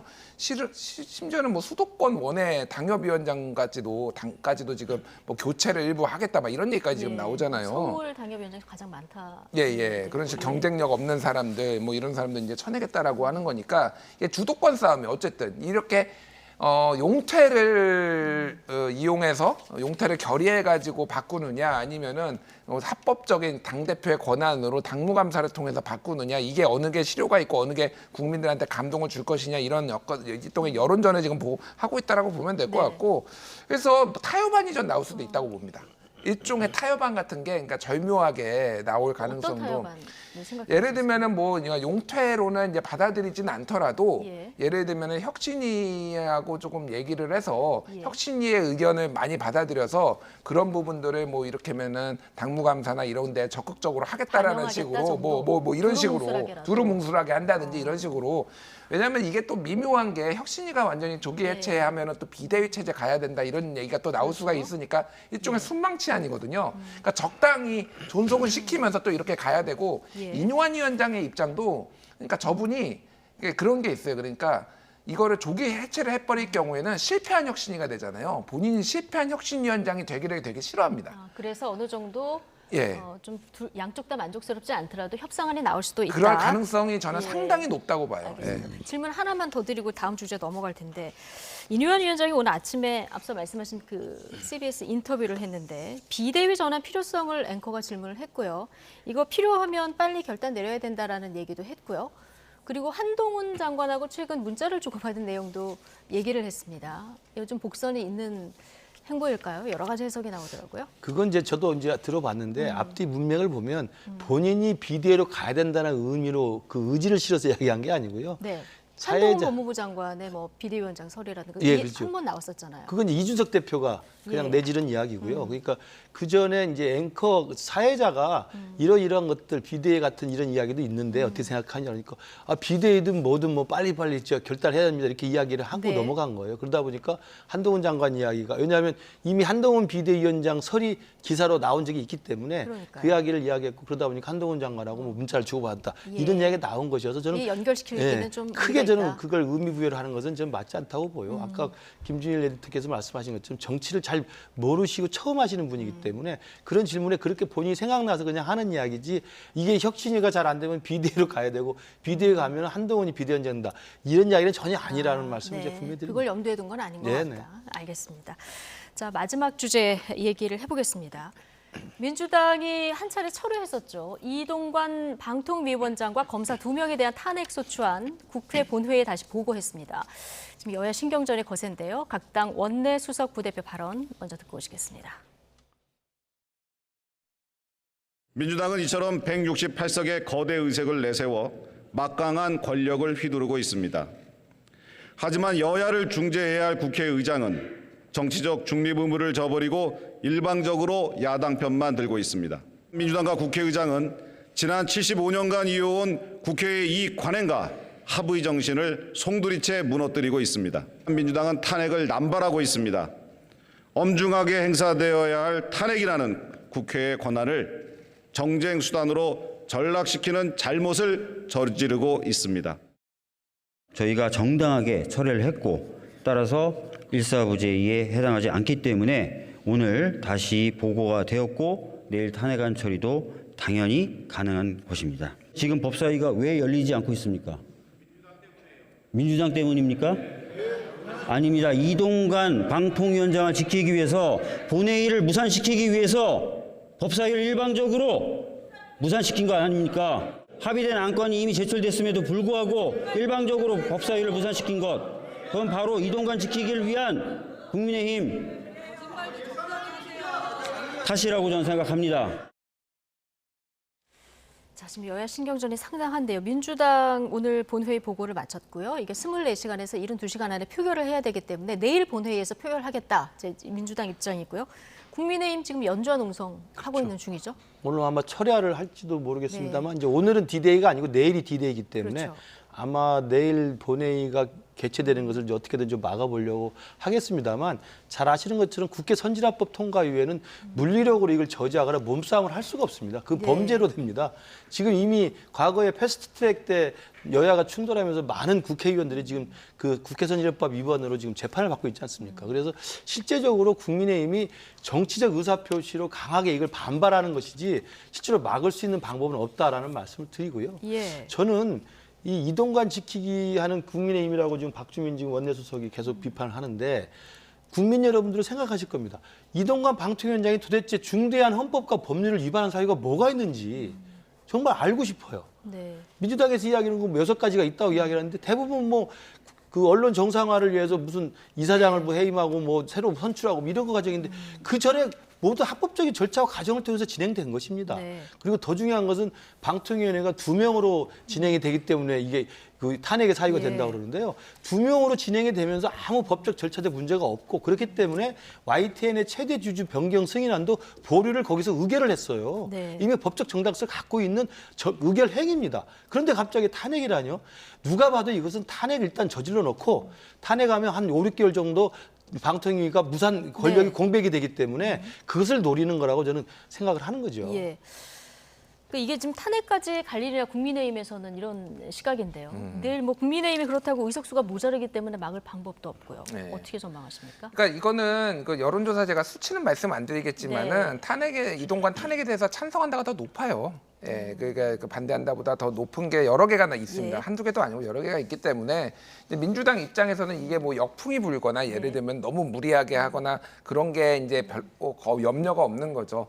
그래서 이게 뭐 탄핵할 사유냐 아니냐에 대해서는 굉장히 이제 뭐 논쟁적인 부분도 있고 이게 실제 이제 뭐 각하나 기각이 될 가능성도 뭐 배제할 수 없지만 어쨌든 민주당의 입장은 지금 굉장히 속도전으로 빠르게 무리하게 여러 가지를 처리하고 있고 거기에서 위법의 소지가 분명히 있다라는 것들을 이제 적시를 한 거예요. 그게 장략하냐의 문제는 아닌 것 같고 어쨌든 그런 부분들이 있으니까 이제 탄핵을 추진한다는 겁니다. 그래서 뭐 말씀하신 대로 내년 총선까지 무리하게 방송 장악하지 말아라 이런 식의 민주당의 시그널도 어느 정도 맞다고 봅니다. 저는 뭐 그런 성격이 있다는 것도 배제할 수 없고 검사 같은 경우에는 지금 어쨌든 이분들이 손준성하고 이정섭 이 두 분은 명백하게 지금 불법의 정황들이 있어요. 뭐 그리고 심지어는 공수처가 그래서 지금 5년인가요? 그 손준성 검사는 이제 그 기소를 했잖아요. 물론 형이 확정되지는 않았지만은 그런 부분들이 있기 때문에 좀 일벌백계 하는 차원에서 조금 강하게 민주당이 지금 추진하는 것 같습니다. 내일 뭐 거의 당론 정도로 이제 표결이 나올 것 같다. 거의 이탈표가 민주당에서 거의 없을 거라고 봅니다. 검사들에 대한 표결도 이렇게 전망을 해주셨는데, 근데 조금 전에 이제 민주당이 굉장히 빠르게 밀어붙이고 있다는 얘기를 해주셨는데 너무 빠르게 밀어붙이다 그랬을까요?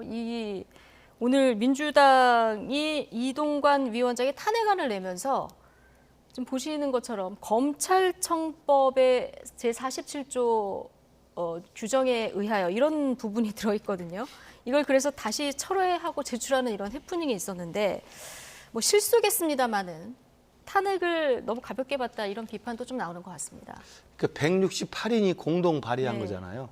만약에 저게 누군가가 이렇게 거르지 않고 그대로 가서 올라갔고 그대로 표결에 통과됐다고 생각을 해보십시오. 정말 끔찍한 일이라고 보는데요. 그건 뭐냐면 저게 국회에서 통과되는 것으로 끝나는 게 아니고 탄핵이 실제로 관철되려면 국회에서 발의해가지고 통과가 되면 헌법재판소에 가서 몇 개월 동안 심리를 받게 돼 있습니다. 헌법재판소에서 인용이 되어야만 그 상대자는 그때 가서야 탄핵이 돼서 자리에서 내려오게 돼 있습니다. 근데 검찰청법으로 방통위원장을 탄핵을 시켜서 그게 통과됐다고 칩시다. 그러면 기각되는 게 아니라 각하입니다. 그러니까 헌법재판소에 올릴 수도 없는 거예요. 그러니까 제가 보건대는 저 해프닝이라고 뭐 할 수도 있겠습니다만 민주당의 태도나 지금 마음가짐이 헌법재판소에 가서 실제로 이동관 방통위원장이 내려오고 안 내려오고 관심이 없다. 일단 우리 힘으로 밀어붙여서 일단 직무를 정지시켜서 지금 한 내년 총선까지 일을 못하게 만들자라고 하는 단순히 정략적인 지나치게 정치 계산적인 방법이라는 것을 실제로 보여주는 저는 방증이라고 생각합니다. 김준일 에디터 얘기 듣고 마무리하죠. 그냥 코미디죠. 좀 잘했으면 좋겠습니다. 저런 거 하나도 제대로 못해서. 근데 그러니까 내용 그 세세하게 들여다보지 않은 것 같아요. 이게 좀 복부 좀 한 것 같은데 이런 거는 좀 해프닝이 아니게 잘했으면 좋겠습니다. 네, 알겠습니다. 내일 일단 김진표 의장이 뭐 개최를 하겠죠. 네, 내일 어떻게 표결 결과가 나올지 좀 나오는 대로 또 저희가 전해드리도록 하겠습니다. 김근식 전 국민의힘 비전전략실장, 김준일 뉴스톱 수석 에디터 오늘 두 분과 함께했습니다. 고맙습니다.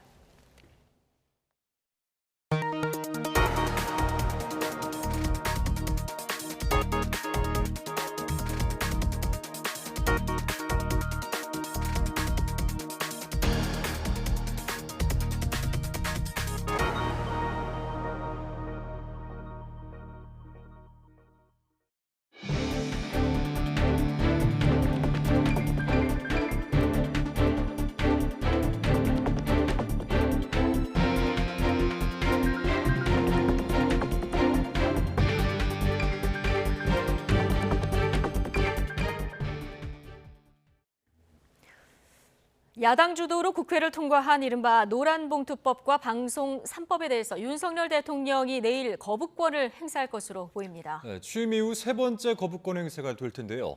당장 예산안 처리와 앞으로 개각에 따른 인사청문회까지 연말 정국은 냉각이 불가피할 전망입니다. 권남기 기자입니다. 윤석열 대통령이 노란봉투법과 방송 3법의 제2요구권, 즉 거부권을 행사할 수 있는 기한은 이번 주 토요일까지입니다. 이에 따라 내일 임시 국무회의를 열어 제2요구안을 상정할 것으로 보입니다. 대통령실이 해당 법안들에 대한 거부권 행사를 공식적으로 언급한 적은 없지만 내부적으로는 시간 문제란 기류가 강했습니다. 파업 노동자를 상대로 제기하는 손해배상 청구를 제한하는 노란봉투법은 파업 조장법이다. 공영방송 지배구조를 바꾸는 방송 3법은 좌파 연구 장악법이라며 국회 논의 때부터 부정적인 견해를 숨기지 않았기 때문입니다. 사회적 갈등을 심화시키는 안건들이 충분한 숙의 없이 처리되는 상황이 참으로 답답하고 안타깝습니다. 그리고 유감스럽습니다. 윤 대통령이 양국법과 간호법에 이어 이번에 세 번째 거부권을 행사하면 공은 국회로 넘어갑니다. 국회에서 다시 통과시키려면 재적의원 과반 출석에 3분의 2 이상 찬성이 필요한 만큼 야당이 모두 힘을 합쳐도 통과 가능성은 없습니다. 거대 야당 주도로 쟁점 법안이 일방 처리된 뒤 대통령의 거부권 행사로 사실상 폐기되는 악순환이 또 반복되는 겁니다. 야당의 탄핵안 일방 처리와 맞물리면서 연말 전국은 급속도로 얼어붙을 것으로 보입니다. 법정 시한을 앞둔 예산안 처리부터 쌍특검, 개각에 따른 인사청문회까지 앞둔 상황에서 윤 대통령의 국정 동력에 어떤 영향을 미칠지 주목됩니다. YTN 권남기입니다. 윤석열 대통령이 모하메드 사우디아라비아 왕세자 겸 총리에게 2030 세계박람회 개최지로 리야드가 선정된 것을 축하한다며 적극적으로 지원하고 협력하겠다고 말했습니다. 윤 대통령은 오늘 저녁 모하메드 왕세자와의 통화에서 그동안 부산 엑스포를 준비하며 축적한 경험을 공유하며 사우디가 성공적인 박람회를 개최하도록 지원하겠다고 밝혔습니다. 모하메드 왕세자는 사의를 표하며 앞으로도 한국과 모든 면에서 긴밀히 협력하겠다고 화답했습니다. 이와 함께 윤 대통령과 모하메드 왕세자는 양국의 미래지향적 전략 동반자 관계가 확대, 발전해 나가고 있다고 평가하며 앞으로도 긴밀한 협력을 계속해 나가기로 했습니다. 국민의힘 이준석 전 대표가 해병대 전역 예비역들과 함께 국회를 찾아와 채모 상병 사망 사건에 대한 특검법 처리를 촉구했습니다. 부산 엑스포 유치 실패에 사과한 윤석열 대통령을 향해서는 부산 민심이 그렇게 두려웠다면 해병대 전역 예비역들의 마음도 살펴주길 바란다고 말했습니다. 직접 들어보시죠. 지금 이 자리에 계신 분들이 목 놓아 외칠 동안 어떤 반응도 없던 정부에서 부산 엑스포 유치 실패에 대해서는 대통령께서 즉각적으로 대국민 다발을 발표하시면서 사과하는 입장을 말씀하셨습니다. 왜 그랬겠습니까? 아마 300만이 넘는 부산 시민들의 분노가 두려웠기 때문에 그랬을 것이라고 저는 생각합니다. 대통령께 다시 한번 말씀드립니다. 300여만 부산 시민들의 민심이 그렇게 두려우셨다면은 아까도 언급하셨지만은 100만 명이 넘는 해병대 전역 예비역들의 마음도 살펴주시길 기대하고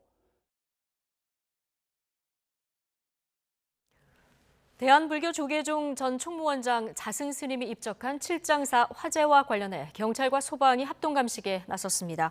경기 남부경찰청은 오늘 오전 11시 소방과 국립과학수사연구원 등과 함께 화재 현장에서 합동감식을 진행했습니다. 경찰은 화재 당시 불이 났던 요사체에 자승 스님 외에 다른 출입자는 없는 것으로 파악됐다고 밝혔습니다. 또 CCTV에서 자승 스님이 플라스틱 통 2개를 들고 요사체 안으로 들어가는 모습을 확인했는데 타살 등 범죄 가능성은 낮은 것으로 보고 있습니다. 칠장사 화재로 갑작스럽게 입적한 자승 스님에 대해서 대한불교 조계종이 스스로 선택해 분신했다는 입장을 냈습니다. 조계종은 침통한 분위기 속에 5일장을 치르기로 했는데 분향소에는 조문 행렬이 이어지고 있습니다. 김정회 기자입니다.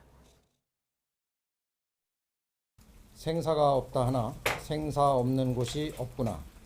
더 이상 구할 것이 없으니 인연 또한 사라지는구나. 칠장사 화재로 입적한 자승 스님의 열반송이 공개됐습니다. 열반송은 스님들이 입적에 앞서 수행으로 얻은 깨달음을 남기는 말이나 글을 의미하는데 조계종 측은 이를 근거로 스님의 입적은 스스로 선택한 분신이라는 점을 강조했습니다. 종단의 안정과 전법 도생을 발언하면서 소신 공양, 자화장을 하심으로써 모든 종도들에게 경각심을 남기셨습니다.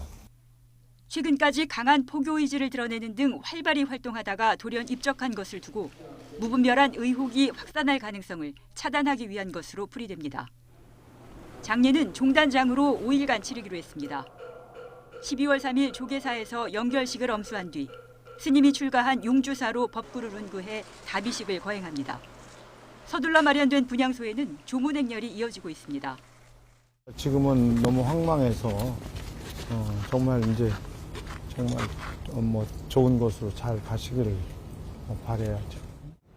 큰 스님 돌아가시니까 너무 좋은 일도 많이 하셨고 그랬는데 너무 마음이 아파요. 1972년 해인사에서 지관 스님을 계사로 삼위계를, 1974년 범어사에서 서감 스님을 계사로 비구계를 받은 자승 스님은 한국 불교를 대표하는 행정승으로 손꼽힙니다.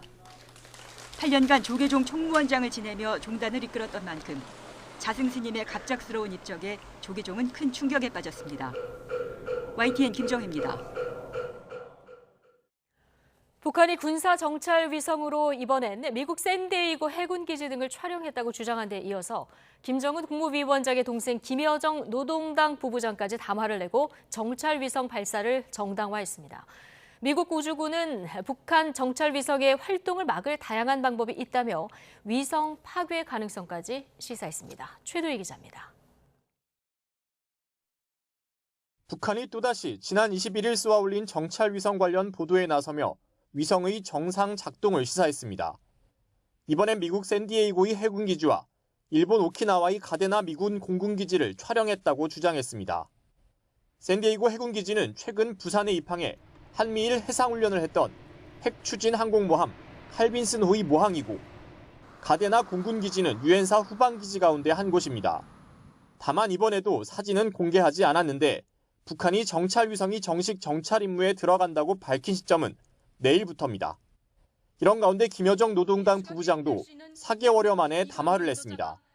김 부부장은 최근 유엔 안보리가 북한 정찰 위성 발사 문제를 논의한 데 대해 이중 기준이 파렴치하게 적용되고 부정의와 강권이 난무하고 있다고 반발했습니다. 위성 발사에 제재를 가하려는 시도를 미국의 횡포로 규정하며 자주권은 어떤 경우에도 협상 의제로 될 수 없고 그로 인해 미국과 마주 앉는 일은 일어나지 않을 것이라고 강조했습니다. 그러면서 북한은 대화에도 대결에도 다 같이 준비돼야 하며 특히 대결에 더 철저히 준비돼야 한다는 것이 대미 입장이라고 덧붙였습니다. 대화도 포기하지 않고 있다는 메시지를 보낸 거고, 대화 재개의 조건으로서 자신들의 정당한 이 자주권 행사를 인정해 달라, 그런 이제 메시지가 포함된 점이. 통일부는 김 부부장의 담화 자체만으로 미국과의 대화 가능성을 예단하긴 어렵다며 북한이 대화와 협력의 길로 나올 것을 촉구했고, 외교부도 북한이 도발을 즉각 중단하고 비핵화의 길로 나와야 한다고 강조했습니다. 북한의 지속된 도발과 공세적 언행에 대응하여 우리 정부는 국민의 생명과 국가 안전 보장을 위해 필요한 방어적 조치를 취하고 있으며 동시에 북한과의 대화에 열려 있다는 입장도 여러 차례 밝혔습니다. 이런 가운데 미 우주군은 다양한 방법으로 북한 정찰 위성 작동을 막을 수 있다고 밝혔습니다. 미 우주군 사령부 공보실은 다양한 가역적, 비가역적 방법을 사용해 북한 위성 능력을 불능화시킬 수 있다는 취지로 설명했습니다. 구체적인 방법은 언급하지 않았지만 레이저 등을 이용해 정찰 위성에 탑재된 카메라 기능 등이 작동되지 않도록 하거나 위성 파괴를 의미하는 것으로 풀이됩니다. YTN 최두입니다. 중국의 개방과 미소 냉전의 긴장 완화를 이끌었던 미국 외교의 거목 헨리 키신저 전 국무장관이 타계했습니다. 키신저 전 국무장관은 100세의 나이에도 불과 몇 달 전까지 중국을 방문하는 등 왕성한 활동을 해왔습니다. 유재용 기자입니다. 키신저 전 미 국무장관은 독일에서 태어나 히틀러의 유대인 박해를 피해 미국으로 이주한 뒤 하버드 대학을 나와 이곳에서 정치 외교학 교수로 있으며 정부 일을 시작했습니다. 이후 닉슨 포드 두 대통령 시절 안보보좌관과 국무장관을 맡아 세계 최강 미국의 외교 정책을 이끌었습니다. 이 기간 그는 냉전의 주축이었던 옛소련과 긴장 완화에 나서 전략무기 제한 협정 등을 이끌어냈습니다. 동시에 자유진영과 담을 쌓고 살던 중국과 이른바 핑퐁 외교를 통해 23년간의 적대를 해소하며 미중 수교에 털을 닦았습니다. 한마디로 그는 냉전 시대의 질서를 바꿔놨습니다. 이후 베트남 전쟁을 끝내는 데도 개입해 그 공로로 노벨 평화상을 받았습니다. What remains to be done can be settled in one more negotiating session with the North Vietnamese negotiators. 그의 협상 중재력은 중동 전쟁에서도 빛났습니다. 제4차 중동 전쟁 때는 이스라엘과 아랍 국가를 오가는 중재로 셔틀 외교라는 용어를 탄생시키며 적대 관계를 휴전으로 유도해냈습니다. 그는 퇴임 이후에도 저술 활동과 함께 중국을 100차례 넘게 방문해 역대 지도자들과 교류하며 미중 관계 발전을 위해 노력했습니다. But that it started a process which has lasted and grown and is culminating still through 8 American presidents and 4 generations of Chinese leaders. 시진핑 주석은 미중 갈등이 고조된 올해 7월 그가 베이징을 방문하자 오랜 친구라는 표현을 쓰며 환대할 정도였습니다. 키신저 전 국무장관은 이런 평가와 동시에 베트남전 때 캄보디아를 대폭격한 것처럼 미국의 민주주의 가치까지 저버리며 미국 이익만을 추구했다는 부정적 평가도 받고 있습니다. YTN 유재용입니다. 네, 불법 정치 자금을 받은 혐의 등으로 기소된 더불어민주당 이재명 대표의 최측근 김용전 민주연구원 부원장이 1심에서 징역 5년을 선고받았습니다. 서울중앙지방법원은 오늘 김 전 부원장에게 징역 5년을 선고하고 벌금 7천만 원과 추징금 6억 7천만 원을 명령했습니다. 또 증거인멸 우려가 있다며 보석을 취소하고 법정 구속했습니다. 함께 기소된 남욱 변호사에게는 징역 8개월, 유동규 전 성남도시개발공사 기획본부장과 정민용 변호사에게는 각각 무죄를 선고했습니다. 재판부는 김 전 부원장이 불법 정치자금 6억 원과 뇌물 7천만 원을 받은 혐의를 인정했습니다.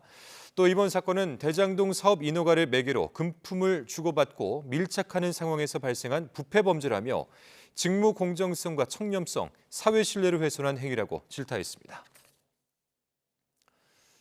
이번 판결은 대장동 의혹과 관련한 사법부의 사실상 첫 판단이었습니다.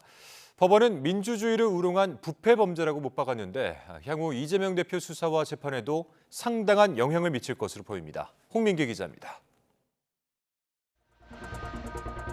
대장동 의혹이 대형 게이트로 비화하고 성남도시개발공사 요직에 있던 유동규 전 본부장이 검찰 수사 대상에 오르자 더불어민주당 이재명 대표는 정진상, 김용 정도는 돼야 측근이라고 할 수 있다며 선을 그었습니다. 김용 전 민주연구원 부원장에 대해선 이렇게 말하기도 했습니다. 저하고 이제 시정을 이제 같이 했죠. 제 분신과 같은 사람이어서. 그런데 대장동 의혹과 관련한 첫 판결에서 법원은 김 전 부원장이 유 전 본부장과 공모해 민간업자들과 장기간 유착했다고 인정했습니다. 이번 사건은 이들이 인허가권을 매개로 금품을 주고받으며 밀착한 부패 범죄로 민주주의를 우롱한 병폐라는 겁니다. 비정상적으로 설립된 성남도시개발공사는 민간업자들이 개입할 수 있는 통로로 쓰였고 지역 주민에게 돌아갔어야 할 개발 이익이 민간업자들 몫이 됐다고도 질타했습니다.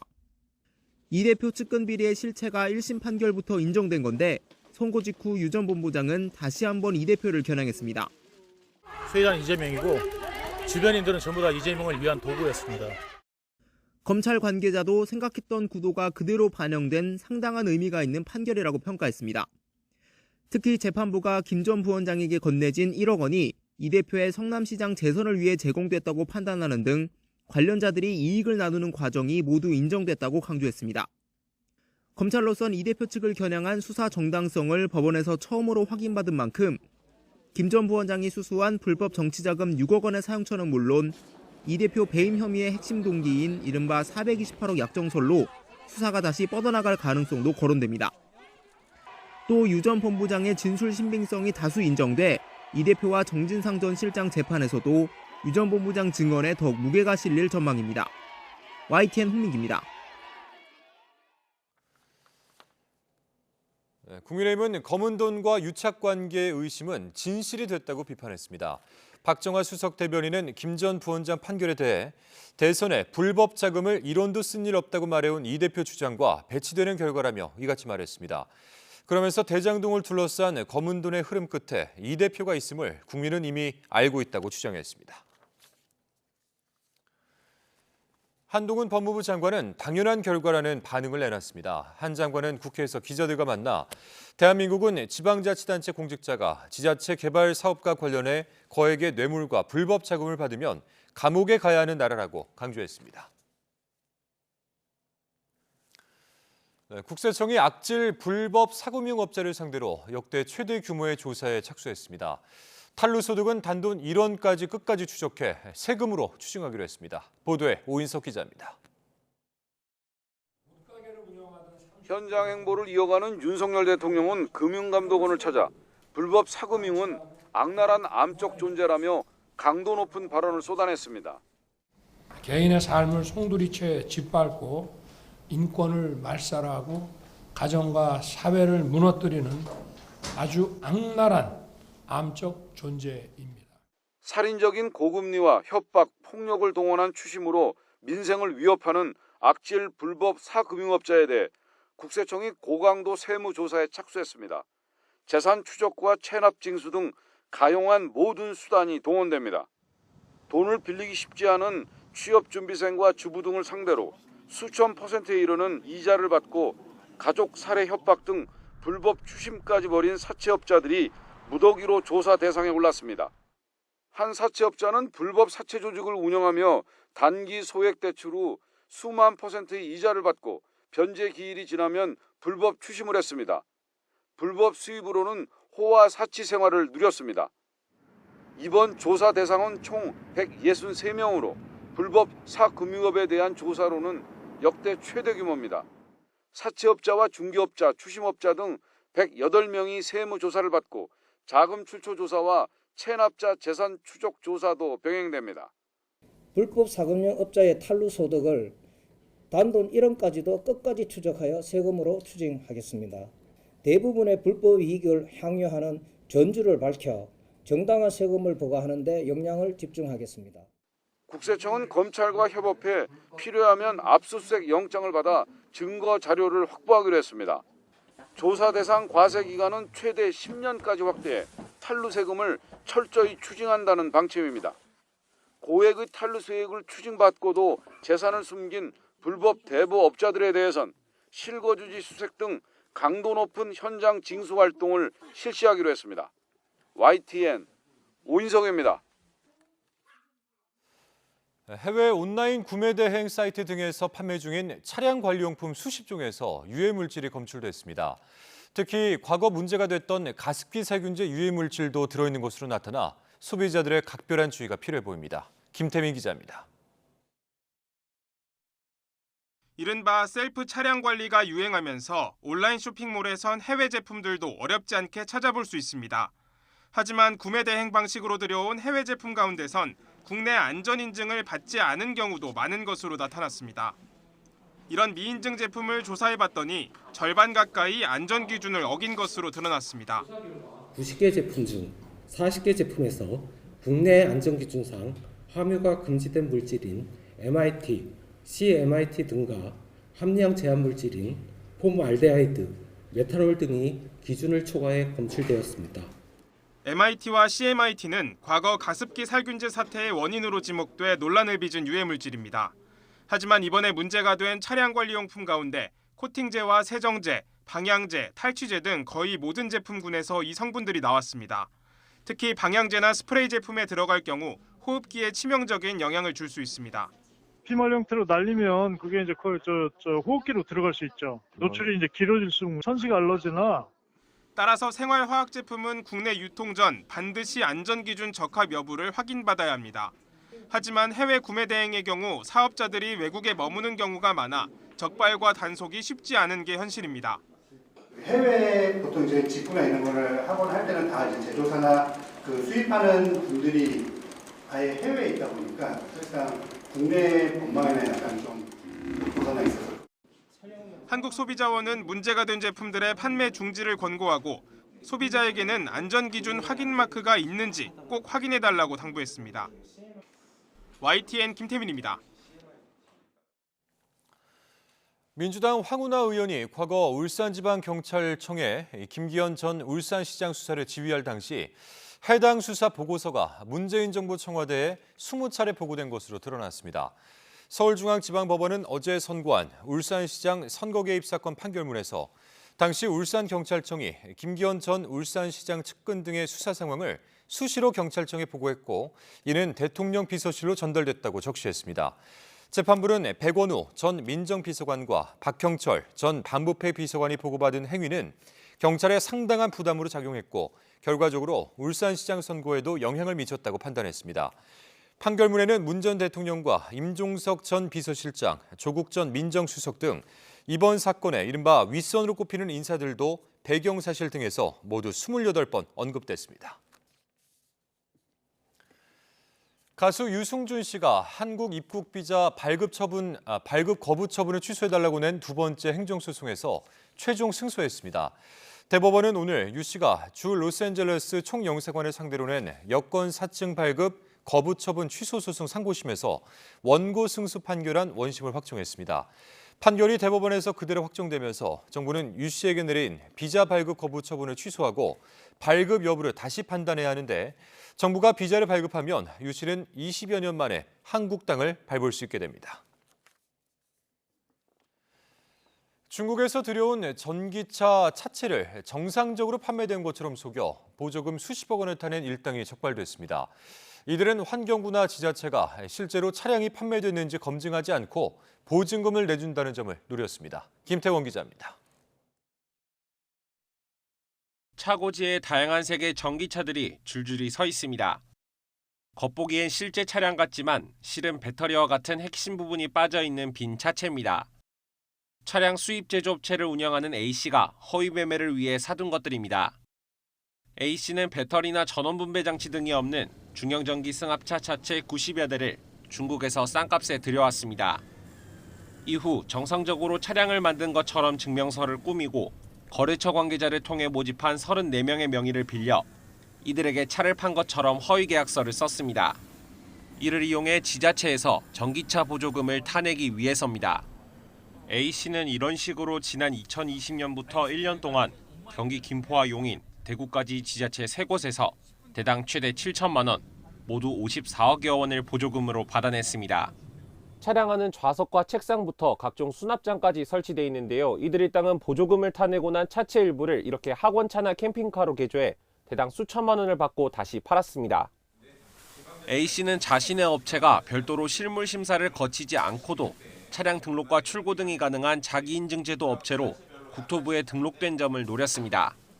보조금 지급 이후 실제 운행 여부 등을 확인할 수 있는 시스템적 관리 방안을 마련할 수 있도록 유관 기관의 제도 개선 건의를 경찰은 A씨를 보조금법 위반 혐의 등으로 구속해 검찰에 넘기고 소유재산 40억여 원에 대해선 기소 전 추징보전을 신청했습니다.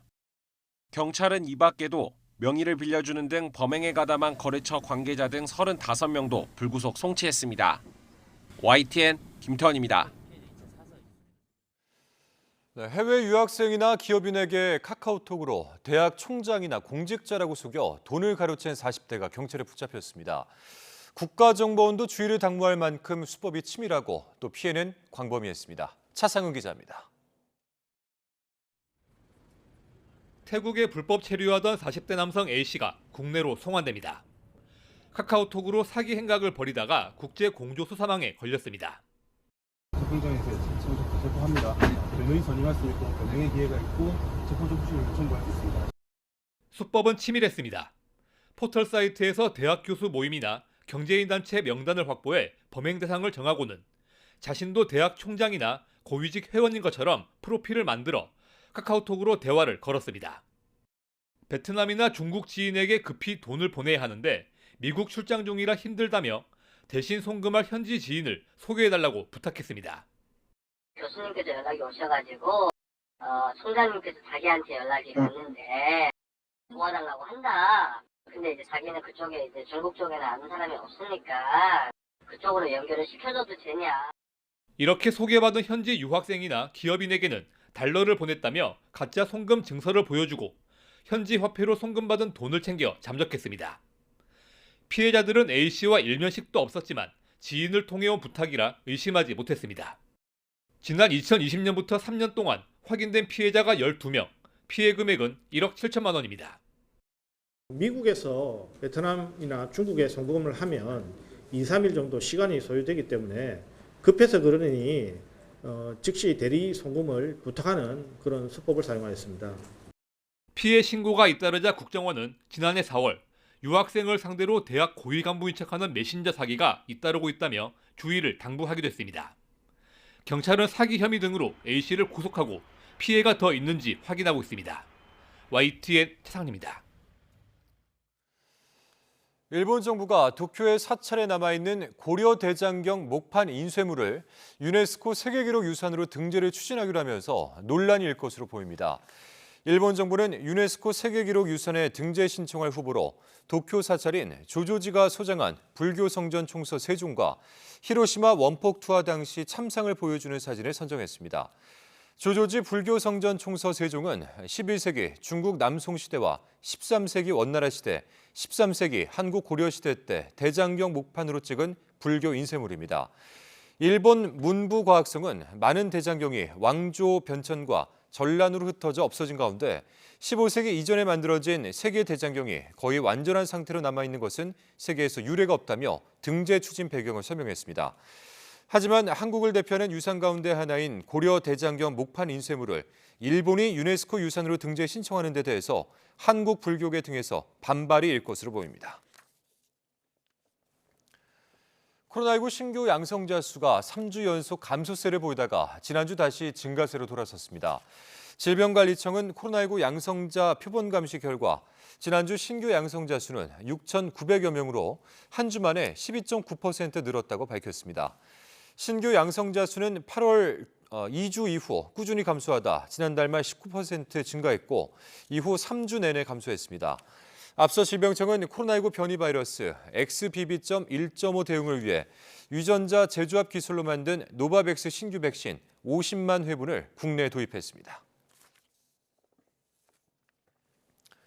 네, 올해 온실가스 수준이 사상 최대치에 달하면서 지구 표면 기온도 역대 최고 기록을 경신할 것이라고 세계 기상기구 WMO가 예측했습니다. WMO는 30일 낸 지구 기후 현황 보고서를 통해 관측을 시작한 이래 올해가 가장 따뜻한 해가 될 것이라고 밝혔습니다. 보고서는 산업화 이전 시기로 간주되는 1850년부터 1900년 이 지구 평균 기온보다 올해 1월에서 10월 평균 기온이 섭씨 1.4도 높다고 설명했습니다.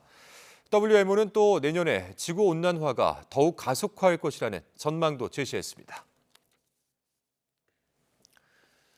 중국의 세 번째 항공모함 푸젠함에서 전투기를 쏘아 올리는 사출장치 시험 장면이 노출됐습니다. 인도의 제3항모 건조계획 발표 시점과 맞물려 견제하려는 의도로 풀이됩니다. 베이징에서 강정규 특파원입니다. 작년 6월에 진수한 중국의 세 번째 항공모함 푸젠함. 최근 상하이 조선소 부두에 정박한 푸젠함 앞에 큰 물보라가 튀는 장면이 목격됐습니다. 군사 전문가들은 비행갑판 바닥에 설치된 전자식 사출 장치를 시험한 걸로 보인다고 설명했습니다. 전투기가 더 많은 무장을 하고 뜰 수 있도록 쏘아 올리는 설비로 중국 항모엔 처음 도입됐습니다. 일명 캐터펄트, 원적격인 미군 핵항모도 전투기 무게에 맞춘 수레로 성능 시험을 해왔습니다. 平时战机的重量可以达到30吨，所以作为这些弹射小车，至少应该是在30吨的重量。 공교롭게도 푸젠함의 사출 시험 노출은 인도의 추가 항모 건조 소식과 맞물렸습니다. 외신들은 인도가 48억 달러, 약 6조 원을 투입해 4만 5천 톤급 항모를 추가로 만든다고 보도했습니다. 인도는 2013년 러시아 중고 항모 도입을 시작으로 지난해 자국산 항모를 취역시킨 데 이어 제3항모 건조 계획까지 내놓으며 중국을 뒤쫓고 있습니다. 중국 관영지는 자국산 산둥 항모가 여러 번 원양 훈련에 나선 반면 인도의 자체 항모는 아직 작전 능력을 제대로 입증하지 못했다고 깎아내렸습니다. 특히 최신 항모인 푸제남은 전자식 사출 장치를 갖췄다며 인도와 수준 차이를 부각했습니다. 일명 스키 점프대식 기존 항모에 비해 전투기 출격 시간은 줄이고 장착 무기는 더 늘릴 수 있기 때문입니다. 福建舰目前正在开展细泊实验，后续将按计划稳步推进建设项目。 다만 미국의 핵추진 항공모함도 버거운 전력 소모를 디젤 엔진으로 감당할 수 있느냐는 숙제로 남아 있습니다. 베이징에서 YTN 강정규입니다. 주일 미군의 오스프리 수송기가 추락하자 일본 정부가 운항 중지를 요청했습니다. 오스프리 기지 건설은 차질 없이 추진하겠다고 밝혔지만 여론 약화를 예의주시하는 모습입니다. 도쿄에서 김세호 특파원입니다. 미군의 오스프리 수송기가 추락한 것으로 추정되는 해역 주변에서 일본 해상보안청이 수색 활동을 분주히 이어가고 있습니다. 일부 잔해와 수송기의 구명정, 탑승자로 보이는 희생자 시신도 발견됐습니다. 어민들의 증언은 기체가 바다에 추락한 직후 크게 파손됐을 가능성을 시사합니다.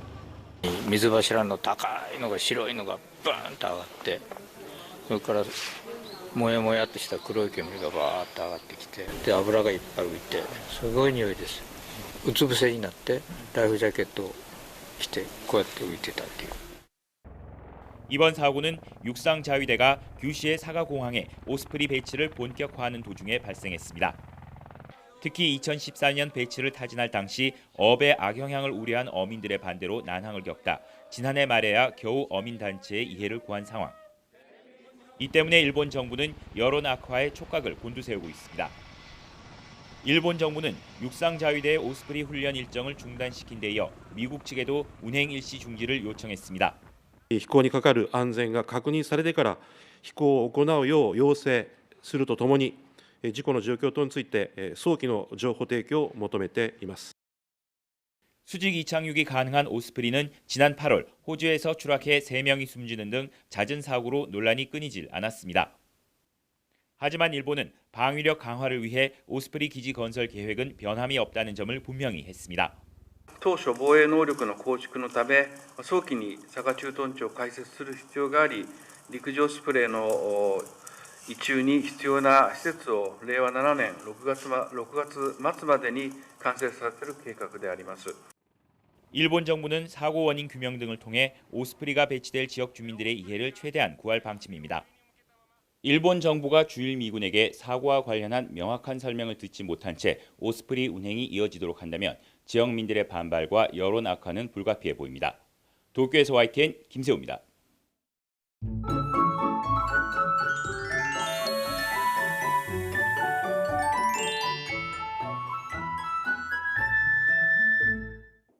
(12월의) 첫날이자 본격적으로 겨울이 시작되는 내일도 한겨울 같은 추위가 계속되겠습니다.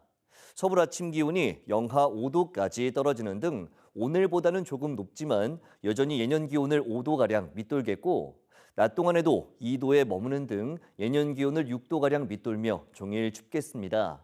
계속해서 추위 대비 잘해주시기 바랍니다. 또 추위 속에 제주 산간과 전북 서해안에는 10cm 이상, 그 밖에 호남과 충남에도 최고 7cm의 많은 눈이 더 쌓이겠습니다. 여기에 내린 눈비가 얼어 빙판을 이루는 곳도 있겠습니다. 각별히 주의해 주시기 바랍니다. 눈비는 오전에 충청 지역부터 그치겠고 다른 지역은 대체로 맑은 하늘이 함께하겠습니다. 다만 바람이 강하게 부는 가운데 동해안은 건조한 날씨가 이어지겠습니다. 화재 예방에도 신경 써주시기 바랍니다. 경기 북동부와 강원, 경북 북부에 한파주의보가 내려진 가운데 내일 아침에는 서울 기온이 영하 5도, 춘천 영하 9도, 대전 영하 5도, 안동 영하 6도까지 떨어지겠습니다. 한낮에도 서울 기온이 2도, 대전 4도, 광주 5도, 대구 6도에 머물겠습니다. 기온이 점점 오름세를 보이겠지만 일요일까지는 예년보다 추운 날씨가 이어질 전망입니다. 날씨 정보였습니다. 목요일 뉴스라이트 마치겠습니다. 함께해 주신 여러분 고맙습니다.